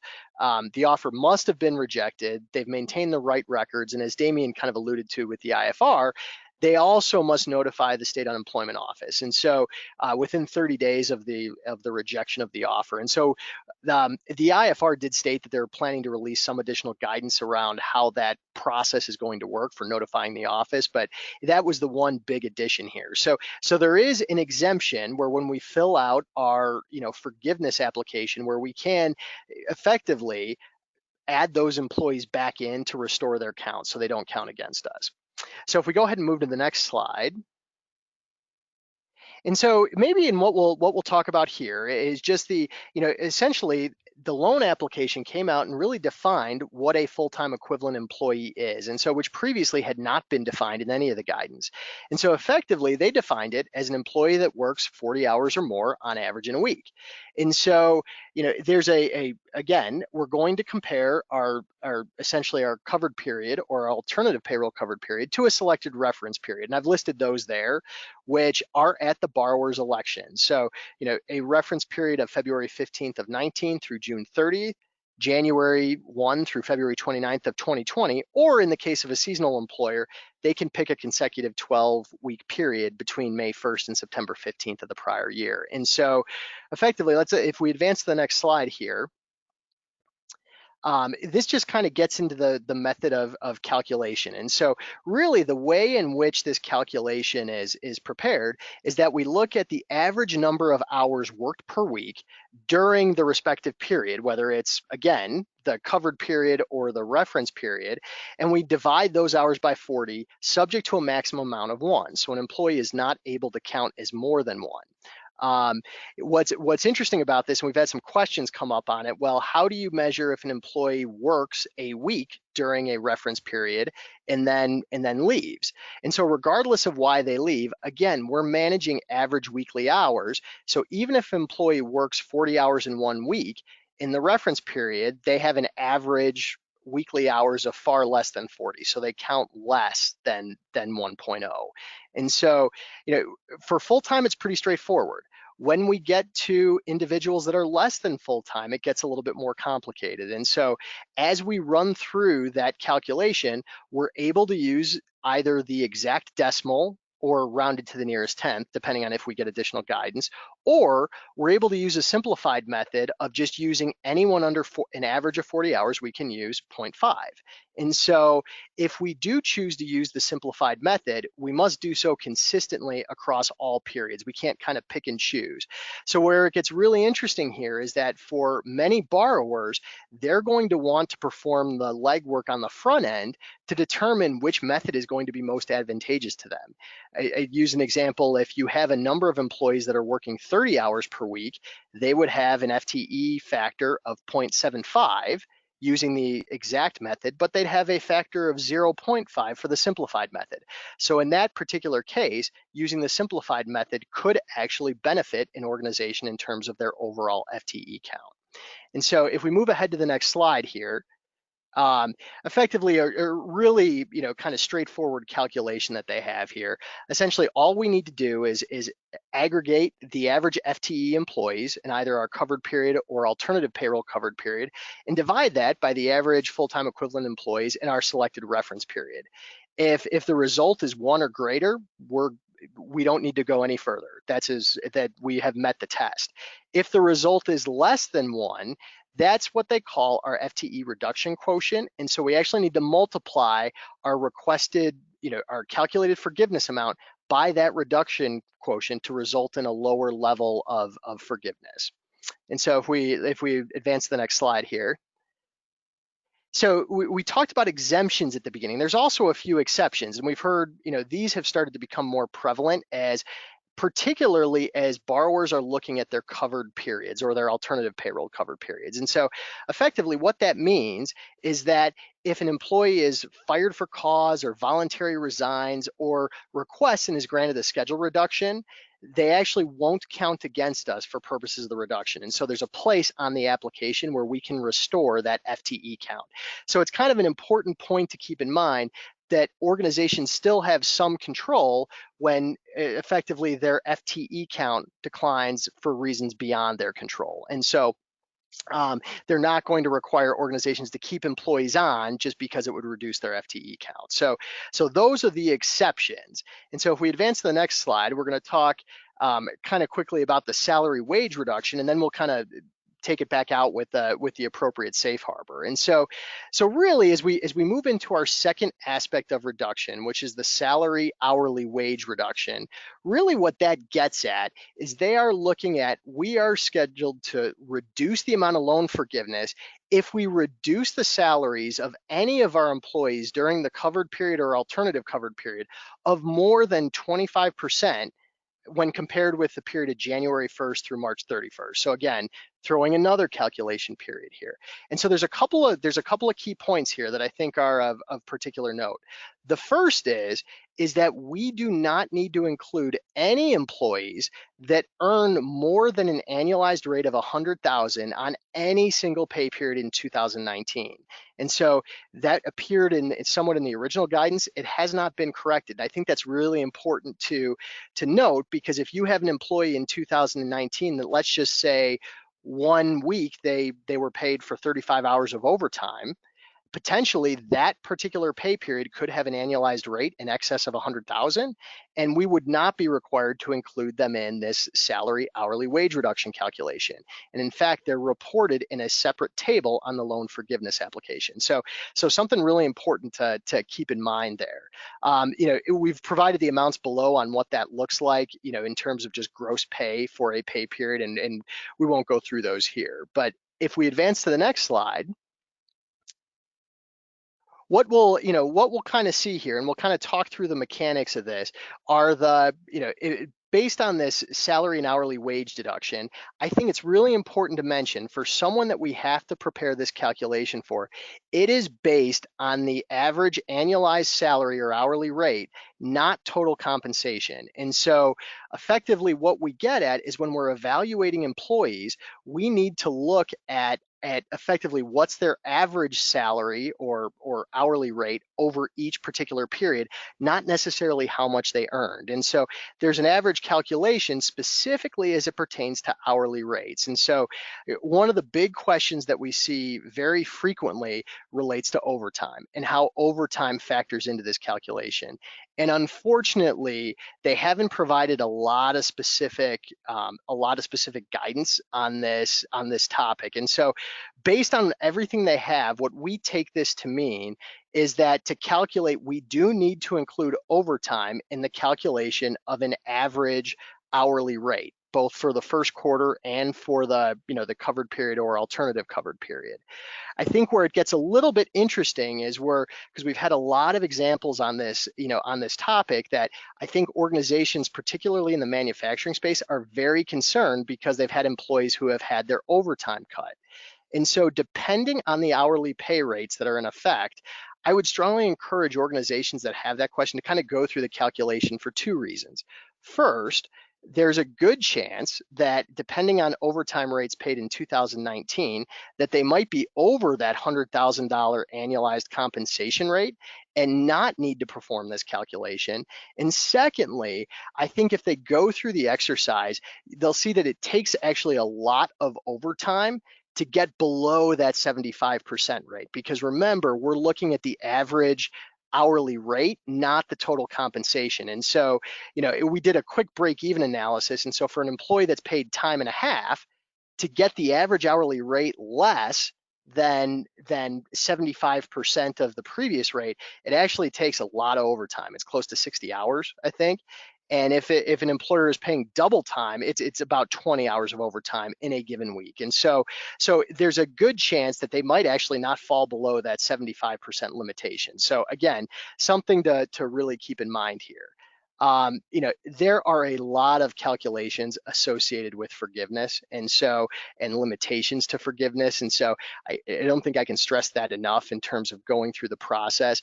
Unfortunately, all of these calculations, both for FTE and salary hourly wage reductions, have to be prepared on an employee by employee basis. So depending on the number of employees, that can be very, very time intensive. And so, it's the best advice that I have for clients and organizations right now is to start performing these calculations specific to the reference periods now, so that they have an idea of what to expect.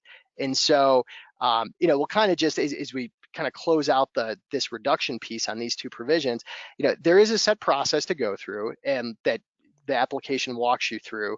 Essentially, we are calculating, comparing salary hourly wage amounts from the first quarter to, for those employees earning less than 100,000 to a reference period. And then from there, if the amount is greater than 0.75, we're done with that employee. If the amount is less than 0.75, we have two additional steps. And so the first is to determine whether or not a safe harbor applies, and we'll discuss that on the next slide. And the second is to actually calculate that salary hourly wage deduction, or reduction, I should say. And I think what's important to note there is that the reduction is only the amount that exceeds the 25% reduction of total comp. And so they give a nice example of an employee that was making 1,000 a week prior to their covered period and then dropped to 700. And so even though that's a 30% wage deduction, really their only limitation is going to be, to the extent it exceeds 25%. So in this particular case, the first 250, they don't have to take a reduction for, and effectively they would have to take a reduction for $50 a weekly pay period. So if we move to the next slide, this final slide is kind of a simple one, but the concept is pretty good, is that both the FTE salary hourly wage reduction, they both have a safe harbor. And so effectively, in very specific situations, what this safe harbor allows us to do is that if we meet certain criteria, and that being if we were forced to reduce, headcount or forced to reduce, wages between the period of February 15th and April 26th, so long as we restore those no later than June 30th, we're actually able to have those, there's a safe harbor available to us where those employees can't count against us for purposes of the calculation. So again, really important to point out, I think one of the items that we're hoping to have some additional clarity on is that, particularly with this second round of funding, some covered periods end after June 30th. And if the pending legislation ends up being approved and we have an extension of the covered period, I think, will that date remain June 30th, or will it be revised to reflect more so the end of the covered period? So those are some things we're monitoring, and some things I think that could have some application on, overall. And so if we move to the next slide, I think we're going to talk about the final loan forgiveness rule, and this one's much less intensive, but this 75-25 rule, which Damien kind of let in on, and then ultimately that is potentially going to change based on what we've heard so far. So Damien, would you mind taking a quick walk through that? For sure. No, thanks. And I have to say, every time and you always do such a great job, Ryan, because in your background on talking through the reduction calculations, but it just my mind starts to almost hurt a little bit with going through, because there is a lot of accounting heavy lifting to do there, right? But in this one, hopefully, is a little bit more straightforward, although it's a key one to watch, and that's the 75-25, right? That we've talked about, that you got to have 75% payroll costs, 25% non-payroll costs, and again, as of this moment in time, subject to change there. But this was something that was not in the original CARES Act, as I think I mentioned already. But it is how it's been put into place. So the overall limitation, key thing to keep in mind if you're looking to do some, again, payroll up type planning before the end of the covered period to make sure you're maximizing that loan calculation. Make sure you're watching this one, because this is the overall limitation. Obviously, the overall limitation is you can't have more forgiveness in the loan itself, but this comes into play and can get tripped, and so you have to be very careful for that. Make sure that the planning, so to speak, that you're doing has its intended effect. So next slide, we talk about something that we learned with the application, and that's the ordering of these rules, of these limitations, because there was a lot of uncertainty as to when does it apply. We ultimately got on the application these last 3 bullet points on the slide, so the kind of the ordering of which they get applied. So going to the next slide, actually, let's do that, because we kind of talk about the modified costs. So the modified costs are the eligible payroll and non-payroll costs we talked about. Then the reduction in the total, or they are reduced, I should say, by the hourly and salary wage reduction, if it's applicable. Then you multiply the result by the FTE reduction quotient, if that's applicable, and then you get around to applying the 75-25 rule. So kind of helps with knowing how that works. And I think Ryan made a great point earlier that in some cases you really almost just have to kind of do the math, and that's really the only way to kind of see how this comes to bear with some of the FTE reduction, particularly, I think. So then on the next slide, I wanted to actually throw in a slide on this. We can talk about it in passing, but the rules are totally different, really, for self-employed individuals. They're very similar, but they're very different in other ways. This is an interim final rule number 3 that we got a lot of this, but just keeping that in mind, that if you have a disregarded entity, again, so an entity that's not taxed a partnership or an S corporation or corporation and just is reported on an individual Schedule C, that we're basically looking to 2019 for the Schedule C amount there, or the 15,385. So will be interesting to see too. Ryan, you're talking about the possible legislative change that we might get.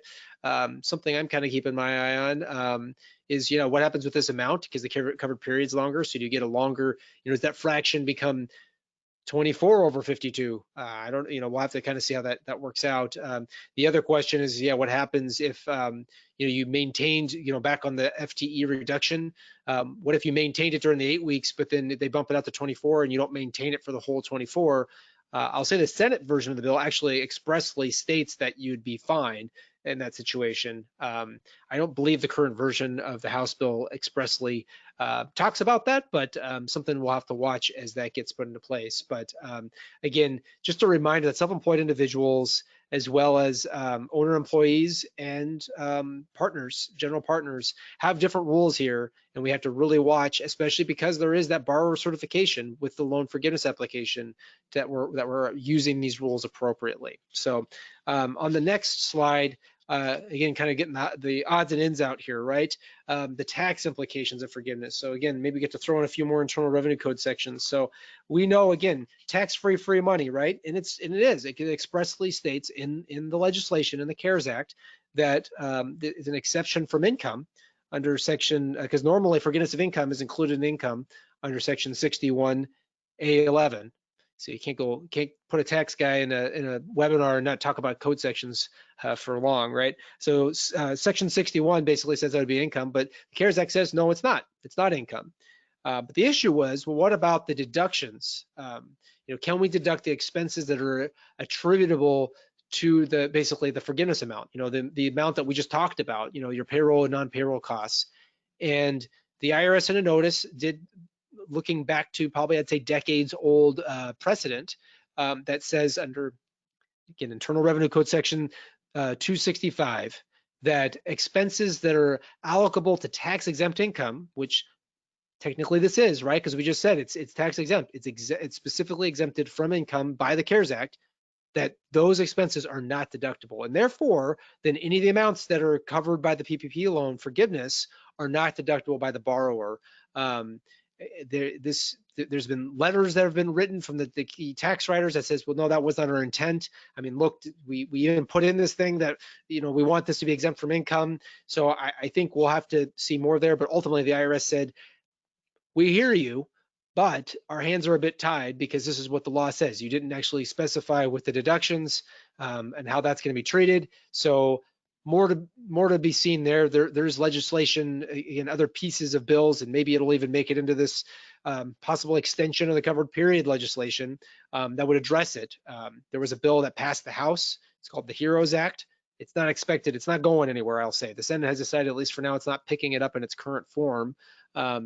But there was a provision there that would actually fix this, but it would technically take a what's known as a technical correction to fix this issue as far as the IRS is concerned. So has a big impact on things. Going to the next slide, talking about, well, we're getting to the documentation, but one last point on that, the deductions that, depending on when this happens, there may be a need to amend returns or affect the timing of things, affect the timing of decisions. So more to be seen, but we know for now, at least, that we don't get the deductions. Maybe that'll change as things progress. But yeah, speaking of documentation, that's a key one, right? That's something that we all have to go through in this. Ryan, would you kind of walk through that a little bit? I know we've got a couple slides that really spell it out, but maybe some of the key takeaways. Yeah, no, definitely. And I think what we'll do here, because we want to make sure we have enough time for questions, is that we'll kind of breeze through these here. I mean, the slides are there for reference. Most of this information appears on the loan forgiveness application on page 10. The biggest point I think that I can make on the documentation requirements is there is a lot required, and they basically break it into two different categories: documents that borrowers are required to submit and documents that borrowers are required to maintain. And so if we advance to the next slide here, we'll just take a quick look at what those look like. And so effectively, I think that documents that they must submit is that clearly the loan forgiveness calculation and the Schedule A that kind of walks through the FTE and the salary reduction provisions. In addition to that, much like that lenders requested for, when these loans were originally applied for, is that they're going to have to document payroll costs. And so while their lenders are not necessarily going to look at the employee by employee worksheets, they are going to want to see things like payroll processor reports, potentially bank account statements, and federal and state tax forms to be able to kind of prove out the amount of payroll costs. And so I think that's really important to take note of. Again, for those non-cash or non-payroll type benefits, things like health insurance and retirement, they're going to be looking to see payment receipts, canceled checks, and account statements. And so if we look to the next slide, we'll talk a little bit about some of those, I guess here we're still talking about some of the payroll costs. Really what they're going to want to see here, and this kind of goes along with that Schedule A, is they're going to want to see the average numbers that are reported over those reference periods. And again, so we've got them listed here. It's just a, kind of a repetition of what we previously saw. And so again, I think what's important here is that it's important to note that not only are we going to have to accumulate things like payroll tax filings for the current year, we're also going to need to potentially go back to last year to kind of prove out those numbers for our FTE calculations, so like payroll tax returns for the first 2 quarters of 2019. And so if we advance to the next slide here, will, some of the different things, that are going to be related to non-payroll costs. And I think the only thing I'd mention here, I won't go through these in detail, is that in addition to kind of canceled checks and account statements, the guidance does specify that they are going to want to see information from both February of 2020, I think to prove the existence of the obligation at that time or the existence of the service contract, as well as those items paid during the covered period and 1 month after the covered period. So as you start to look at the number of utilities or equipment leases or mortgages that may be out there, that can quickly become a lot of information in a very extensive packet. And so if we move to the next slide here, we'll talk about the documents that that borrowers must maintain. And so these are really everything that's going through making the calculations. And so I think it's important to note that borrowers may not have to submit that information to their lenders. Things like the Schedule A worksheet, which is the worksheet that goes employee by employee and calculates the reductions, or things like written job offers or termination letters or those sorts of things won't have to be submitted. But again, borrowers are required to maintain those, and they're required to maintain that information for a period of 6 years following forgiveness of the loan or repayment in full. So again, I think there's a lot of work that's going to be involved with this. And I think our recommendations to borrowers right now is to start working on this now, to get this information together, and also to check with their lenders, because we don't know how lenders are going to accumulate all of this. Our assumption is an electronic form, but I don't know if they will have a portal they want it uploaded to or specific formats they want to see that information in. And so again, I think it's just important to work with your lender to determine how they want to see this information so that we can submit timely forgiveness applications. And so if we move to the next slide, just in kind of bringing everything together before we, because we've thrown a lot out there today. The forgiveness process is very all-encompassing of a number of different areas, just looking through the application and the new IFRs. And so if we advance to the next slide here, there's still a lot of things that we don't know, or that we're hoping to have answered with additional guidance. And so, unfortunately, as Damien mentioned, some organizations are coming right up against the end of their covered period. And so we may not have good answers to a lot of these questions before the covered periods end. And so, but here's just a listing of some things that we're hopeful that we see addressed in future guidance. And finally, if we advance to the next slide, we've just got kind of just a forgiveness modeling, which we think organizations can kind of go through now prior to the close of their covered period, because there are a lot of calculations and there are a lot of things to consider, and that could all change pending additional guidance. And so we've kind of got, a starting point, as well as some potential levers that, that can potentially be pulled under the guidance as it is right now to get additional costs into either the covered period or the alternative payroll covered period to result in a more optimal level of forgiveness. And so I think there's a lot of things. While there's some things we don't know, there's a lot of things that we can do right now to really try and figure out exactly where we stand. And so I know we're a couple of minutes long on the first part, but we'd love to kind of take some questions to the extent there are any, or any items that we can add clarification on with the time we have left here before 12 o'clock.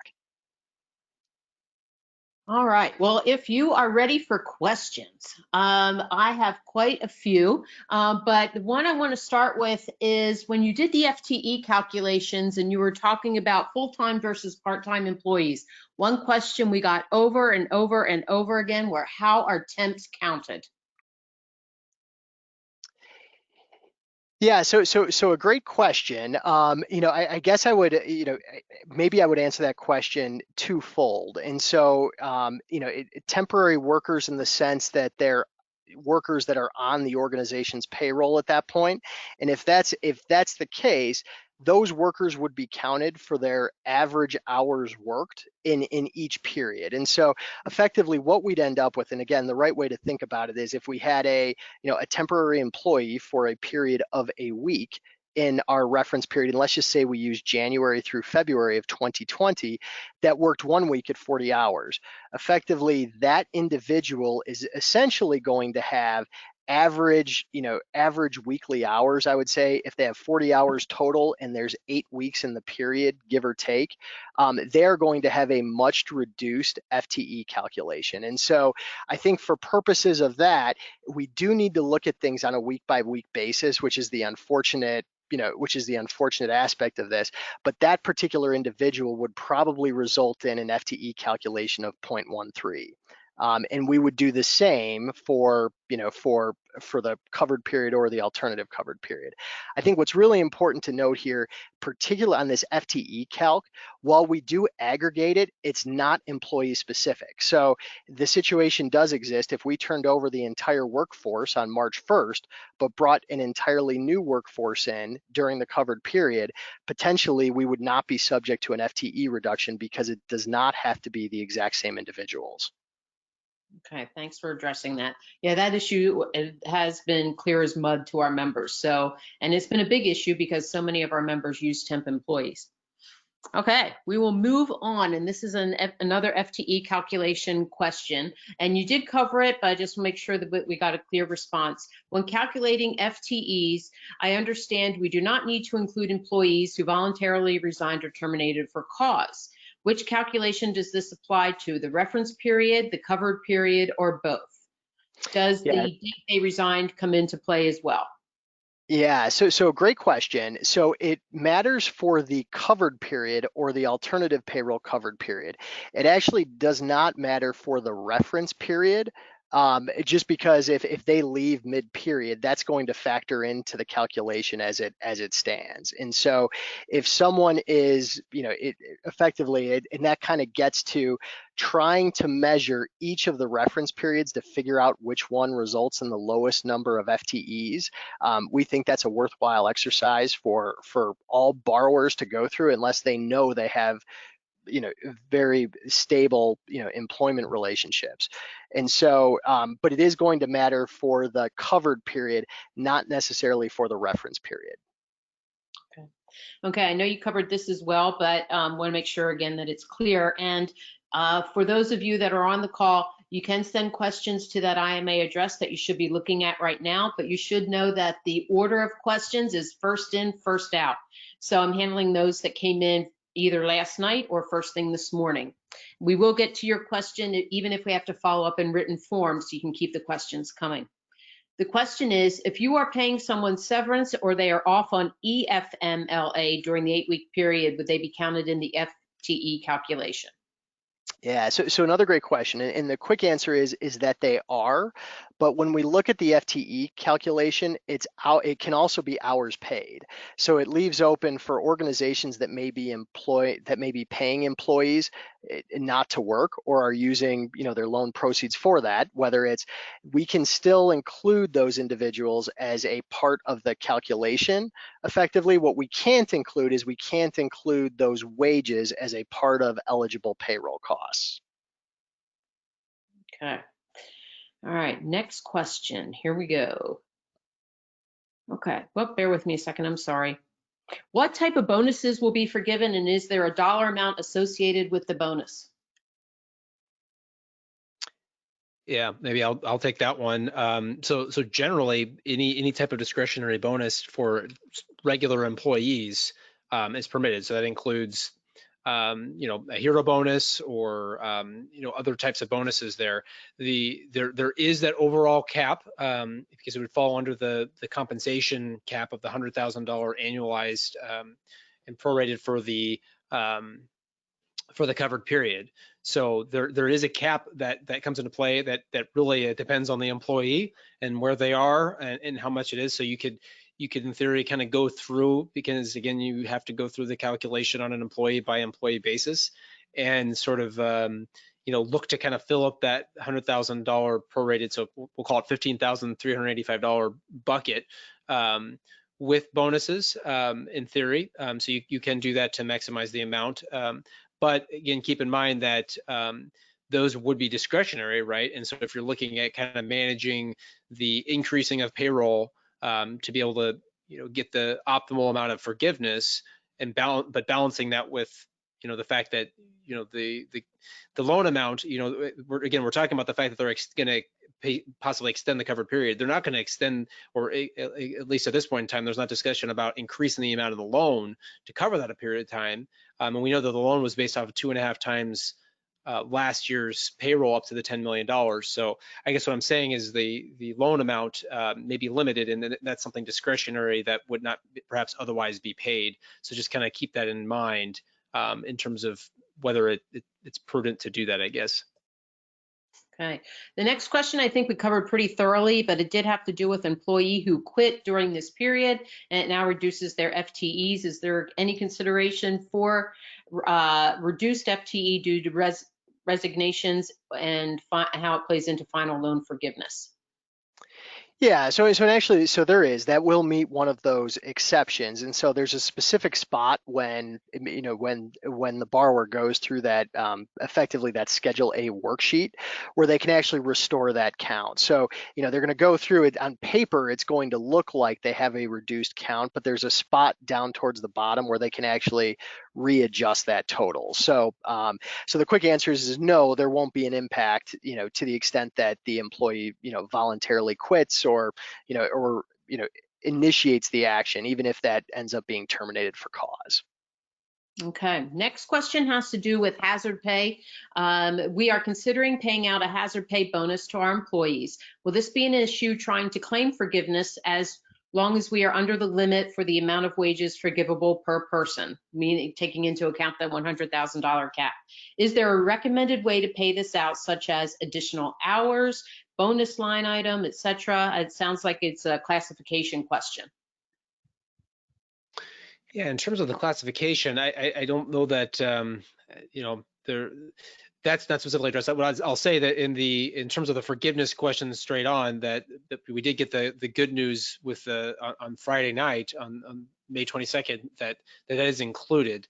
In terms of the actual presenting it on the payroll and how you would classify that, I don't know, Ryan. What do you think? Any insights that you would have on that?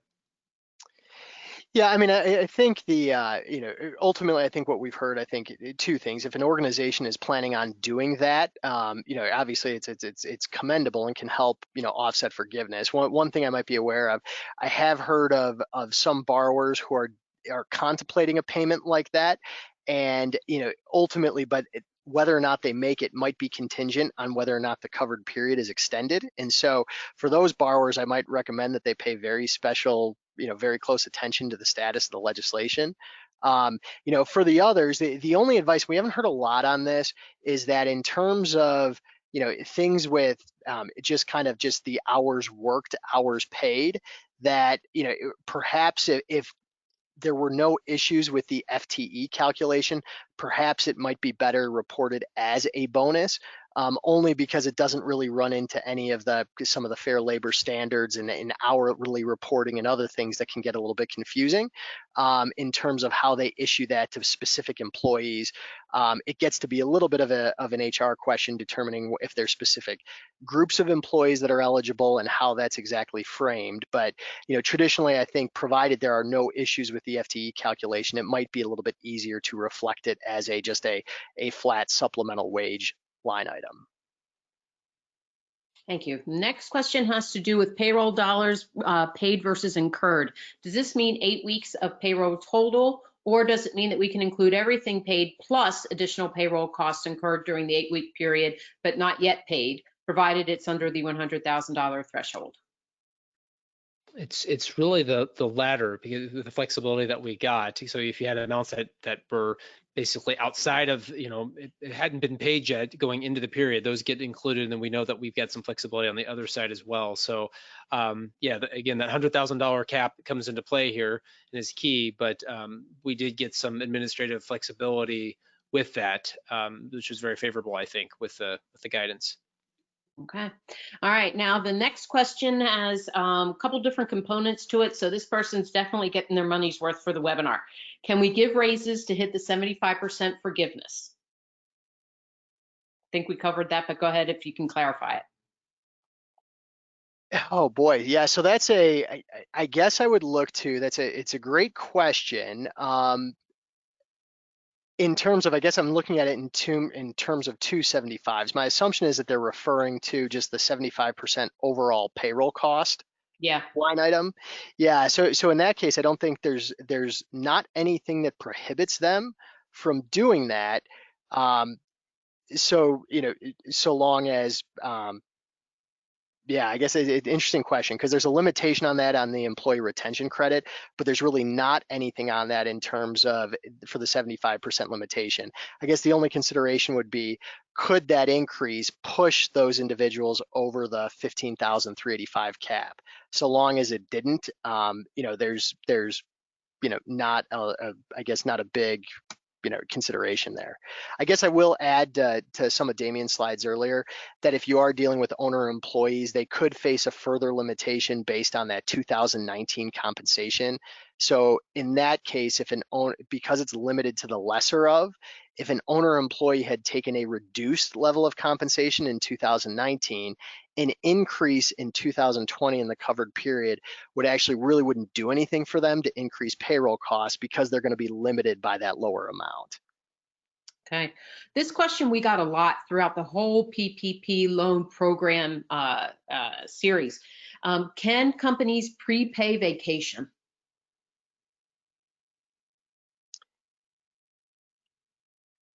Yeah, so that's a really, really interesting one, and I guess I would put it in these terms. Obviously there is I think there's a little bit of an HR question there associated with that in terms of, whether or not employees, if the documents are written such that they're able to be compensated for that time, or if they want to be compensated for that time. I think there's a kind of an additional layer there.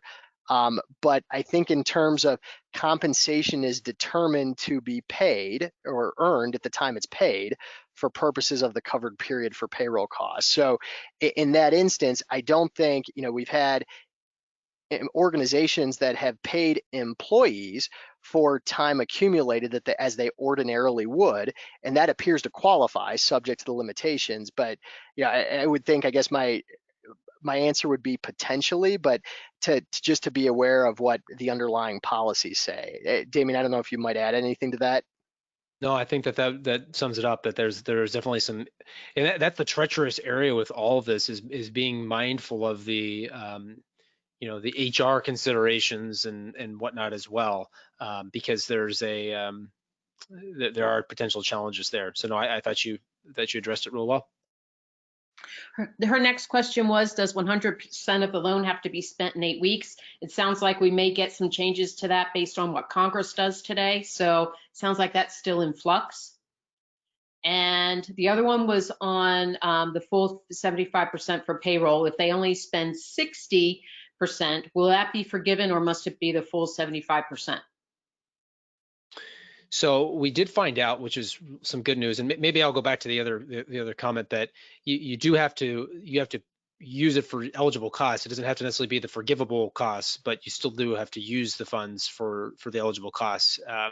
Again, subject to kind of how things might change. I'll mention it just so that you're aware that the House is actually voting on the legislation right now as we speak. Okay. It's currently that I think there's a lot of Democratic voters that are Democrats that are voting by proxy. So we'll have to see. But we're getting close to the 2/3 majority that it needs to pass. So it looks to be heading that direction.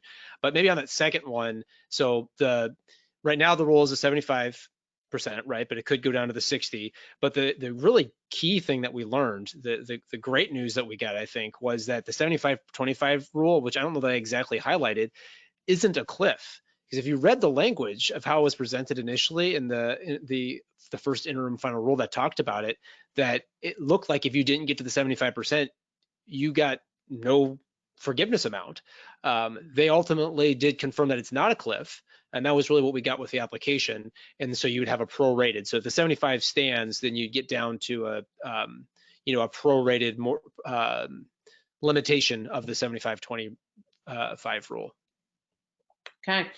Damien, somebody wanted to get the name of your podcast. So as I transition to the next question, you want to spend about 10 seconds talking about your podcast, and we can send that information out when we send the slides and the recording so that companies can reference it going forward. But somebody was interested in that. So if you want to give yourself a shameless plug, now's the time. Sure. No, it's the name of the podcast is Simply Tax, and you can find it on any podcast venue that you get, Apple Podcasts, the like. You can subscribe to it. And actually, our last episode that we just had come out has 3 of our, I'd say, leaders in our firm that have presented on it. They actually led our firm webinar last week. And it's sort of a where we stand, where are we now on PPP that came out yesterday. So you can listen to it that way as well. So yeah, the name of the podcast is Simply Tax, and you can also get it on, it's bkd.com/Simply Tax. Okay, thank you. And we will include it when we send out the materials. Next question, our bank gave us a 90-day deferment on principal and interest. Taking it into the end of the loan, should we just pay it for 2 months to have it forgiven? That's a good question. I would say in part that maybe it depends, which is always everybody's favorite answer, on where you are on that 75-25 limitation, as well as the overall limitation for the eligible cost to make sure that you're utilizing the funds. So maybe it doesn't help with the forgiveness, but enabling you to keep the preferential rate on that loan, the PPP loan, even if it's not forgiven.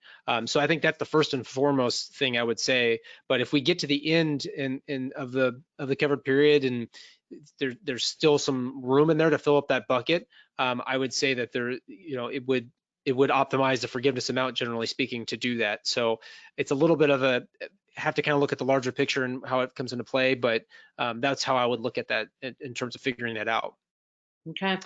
Yeah, and I might add to that just real quick that in Friday night's IFR, effectively one of the items that they did stipulate is that if if payments were made and then the loan was subsequently forgiven, that the lender actually would reimburse the borrower for those payments to the extent that they were included in the forgiveness amount. So I think especially as we look at some of these delays in terms of by the time application goes to lender, by the time they approve it, if there are any payments made, it doesn't necessarily mean that we've lost them if they subsequently end up being included in the forgiveness calculation. Okay, another question about loyalty or hazard bonus checks to all employees exempt or non-exempt. Can they do that before the 8-week period? I think we may have covered that. Yeah, again, fully able to, so long as they don't run into the cap limitations in terms of annualized comp and owner-employee comp. Okay, this question also has to do with the extension, if Congress does pass an extension for how long the loan can be paid, or how long they have to spend the funds. I guess we're in a wait and see pattern right now to see what happens next. So I'll move on to the next question. Is employee contributions for self-insurance health plans considered allowable and forgivable? Very good question. So many of our companies have self-insured plans. Yeah, so it is, and we do need some guidance, I would say, on how you would prorate that, because we know it's a non-cash or non-compensation item, right? And so we would need to figure out how to prorate that over the covered period, and that's where maybe there's some guidance that we can lean on the employee retention credit, perhaps that may be a method for doing that. But we do know that would be an allowable payroll cost for purposes of the forgiveness calculation. Okay, next question. We have biweekly payrolls, and the next payroll date after we received the loan was 4/24/2020. They received their loan funds on 4/20. So we received the funds midway through the biweekly payroll. The 2-week period was 4/13 to 4/24. Should we include the full 4/24 payroll when calculating loan forgiveness, or should we include half of that biweekly payroll? I think that happened to a lot of companies too, that it was right in the middle of a payroll period. Yeah, so a great question. So as it stands right now, under the guidance that we currently have, that feels like a selection of the traditional covered period could offer some benefit because in this particular instance, it appears that the borrower is going to be able to include that entire payroll that's paid on 424 because the payment is occurring inside of the covered period. In addition to that, it looks as if they may be able to even include, the 1 week that's paid on the following biweekly payroll following the close of the covered period. So right now it looks like in that particular case that there's a real strong potential that borrower could have 9 weeks of payroll costs included in the covered period instead of just a traditional 8. And that there right now it does not appear that they need to prorate that first payroll. Okay. If we are a C Corp, would our owner's retirement and health insurance be considered allowable and forgivable?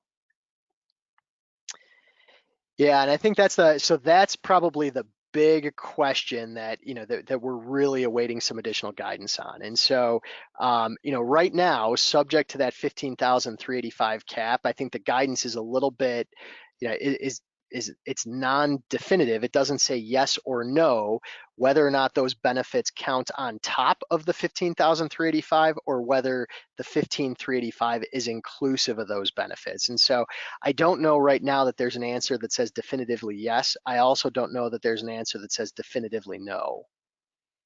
Okay, this is kind of in that same vein. What 2019 compensation value is to be used as reported on the 2019 Form W-2?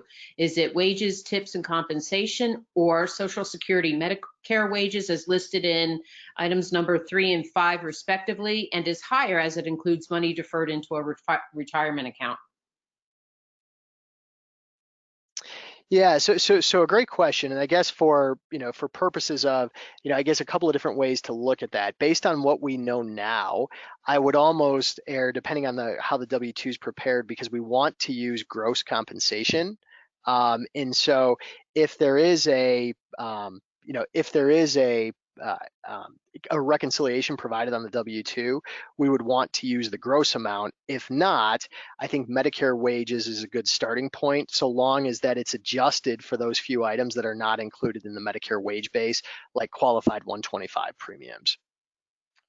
Okay, I want to give us a time check. We did say that this webinar would conclude at noon. We still have about 180 people that are participating in the webinar, and we have about 12 more questions. I want to be respectful of your time, Damien and Ryan. Do you have additional time to answer questions if we go to 12:10? Yeah, we can stick around a little longer. Yeah. You have 10 minutes, is that okay? Sure. All right, and then again, we will cut it off at 12:10, and any questions we don't get to, we will follow up in writing. Do transportation costs include gas reimbursement for outside sales staff, or is it just gas for business vehicles? And then along with that, how about home internet expense for sales staff, if it's reimbursed by the company? Yeah, so I guess maybe to tackle that in two parts, and Damien, if you disagree with either of these, let me know. But I think in terms of the auto reimbursement, again, we're piecing together a couple of different rules, and it is listed as fuel for business vehicles. And so the mileage allowance that might be provided, it appears that would be mileage on a non-business vehicle at this point, because it's not owned or leased by the business. And so it appears that based on the way it's written right now, that those amounts would be excluded. Oftentimes that mileage rate also includes things like depreciation and maintenance. And so for right now, it does appear that, at least based on the limited guidance we have, and again, it's only those couple of sentences, it appears that would not be included. But hopefully that may be something that they clarify. Okay. You covered this during the presentation. Just want to make sure this person gets their question answered. Can interest paid on an equipment loan be included? Yes, it can, as long as it was in place as of February 15th, 2020. And okay. I should probably also mention the 75-25 cap, right? That is as long as the 25% bucket is already full. Okay, here's a question that I really have empathy for. We only have 1 week to make some determinations before we have to file for forgiveness. What do you recommend we do with all the new clarifications and potential extension on the 8 weeks? Yeah, that's a tricky one, because we all don't have a crystal ball. And I mean, I will say that maybe again on the subject of the legislation, it's there's a lot of talk about doing that, and I think there's a lot of support across of doing that. So but obviously that's also not certain. So I would say I would take a really hard look at sort of what costs have been, if you're short, so to speak, or not on that forgiveness calculation, and then carefully consider, making some additional payments before the end of the covered period or in that payroll thereafter to make sure that you're that you're getting the most of it, that you're optimizing the forgiveness calculation, again, with balancing the, money that maybe would normally be incurred. Because that, to me, I think that's really the key thing is, if it's amounts, it's just a timing difference and maybe you're accelerating something a little bit. That's especially on the non-payroll cost thing side of the house, right? We know that there's some opportunities there, but if it's not something that you would normally incur, then that could put you in a harder spot for down the road. So that's kind of how I would say it. I mean, I'm working with somebody that's in the exact same boat, and we're planning on revisiting it and revisiting the calculation and kind of talking about that early next week to kind of see, because you really do have to kind of make sure you kind of know where you stand on that forgiveness calculation. But unfortunately, because we don't have the certainty, if we still don't have the certainty at the time, then it may be advantageous to go ahead and pull the trigger on some things that you've been contemplating. Okay, here one question on the FTE reduction. Does the FTE reduction apply before the 25% reduction in salary wage calculation? And here's the example they provide. We have returned quite a few of our staff at a reduced weekly hours of 30 to 35, but we are also paying hazard pay bonuses, which in many cases is paying employees as much or more than they would be making if they were working 40 hours per week. If we must use the FTE calculation, will we be penalized even though we've been paying people equivalent to 40 hours? Yeah, so that is a really, really good one for a couple of different reasons. I mean, it doesn't sound like there's going to be any salary hourly wage issues based on the consistent compensation. Where it gets really interesting, and I don't know that there's an answer defined to this, is that, would there be an argument to say that those additional bonuses are to essentially supplement those 10 hours that wouldn't be paid, and so, or that weren't included in the original 30? So effectively that they're being paid for, for 40 hours at that point, because it's a worked and or paid definition. And so there, again, depending on how those agreements are structured, there may be an argument there to say, no, we've maintained a consistent level because this is, we basically paid this person not to work a full 40 hours, but we compensated for the difference. So I don't know that there's an exact answer for that. I don't know that the guidance says anything either for or against it, but there might be a position there that a borrower could potentially work with their advisor on to see if there's a way to structure that. Yeah, thank you. The limit of the $15,385, is it limited to only owner, employee, and self-employed compensation? If the first disbursement wasn't made within 10 days, is there an issue? It looks like this has a couple questions. You want to take that first one about the $15,385 limit? Yeah, so I think in maybe two ways to think about it. So sadly, that 15,385 does apply to everyone. I think what's clear in terms of non-owner employees is that on top of the 15,385, the employer cost of group health benefits as well as retirement would add on top of that. I think that much is clear. So the limitation sadly would apply, but for non-owner employees, definitively, it seems that we would have some additional costs that would take them over the 15,385, provided there was a health plan with employer cost and a retirement contribution. If the first disbursement wasn't made within 10 days, is there an issue? Yeah, so that's an interesting one too. You know, I guess the in disbursement, I'm assuming they mean is it a disbursement from the lender to the borrower in terms of that they didn't disperse the funds to their account after the loan was approved within 10 days? You know, I guess on the lender side, you know, there's probably a question there, but on the borrower side, provided that I guess it would at that point, because the covered period doesn't start until the loan is funded, it might just delay their covered period a bit. Okay. And follow up to that, is disbursement defined as actual funds for the specific loan dollars or just funds we paid from our bank account? And that's from the same questioner, same person who sent in the question. Okay, so I may have interpreted that first piece incorrectly. That it may be actually that the funds were there, but not, you know, not dispersed to, you know, for an allowable cost for 10 days. And that if that's the case, that no, there would be no issue. Again, there's some lenders did require borrowers to effectively separate their funds into a separate bank account and almost treat it like an escrow account where they would transfer out.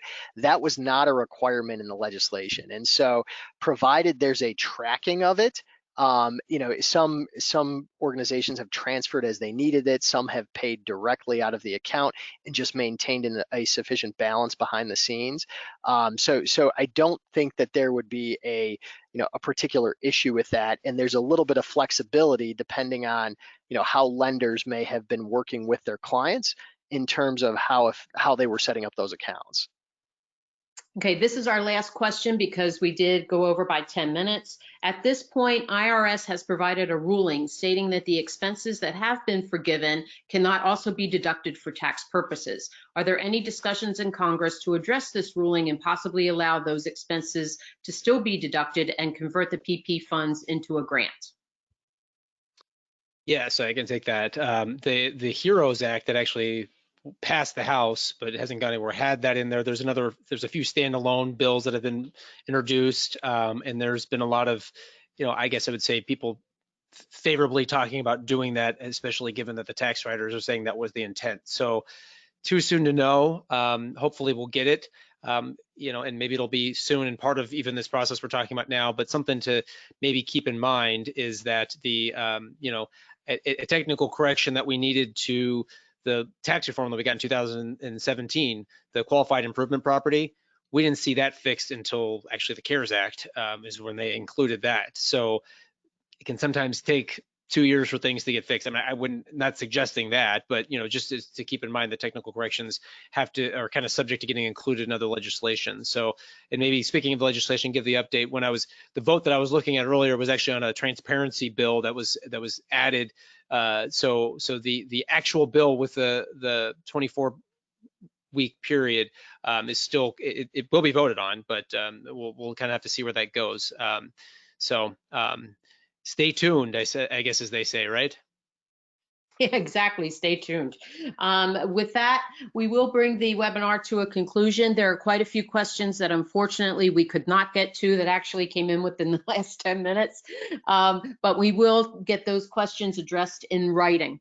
So with that being said, we will also obviously be monitoring all of the congressional action that may or may not be happening as we move forward. And once we know if and what is passed that impacts the PPP program, we will give our experts some time to digest it and to process it so that they know how to move forward. And then you know that we will be putting together another webinar to address that. So pay attention to congressional action that's happening because we're all in the same boat where that is concerned. I'd like to thank Damien and Ryan for presenting today. We know that this takes you away from your day job, and I can only imagine that your clients have as many questions as our members do in terms of how this loan is being played out and how to apply for forgiveness. Any closing comments from you before we bring this to a conclusion, Damien or Ryan? I guess maybe just to, I'll make a plug back for the work that you guys are doing. And we were talking about that as we were jumping on the call, right, Cindy, just the updates and keeping everybody up to speed has been very appreciated. I know, and I hear that from many. So maybe hats off to that. But yeah, maybe just my overarching thought is yeah, stay tuned. There's some manual work to do.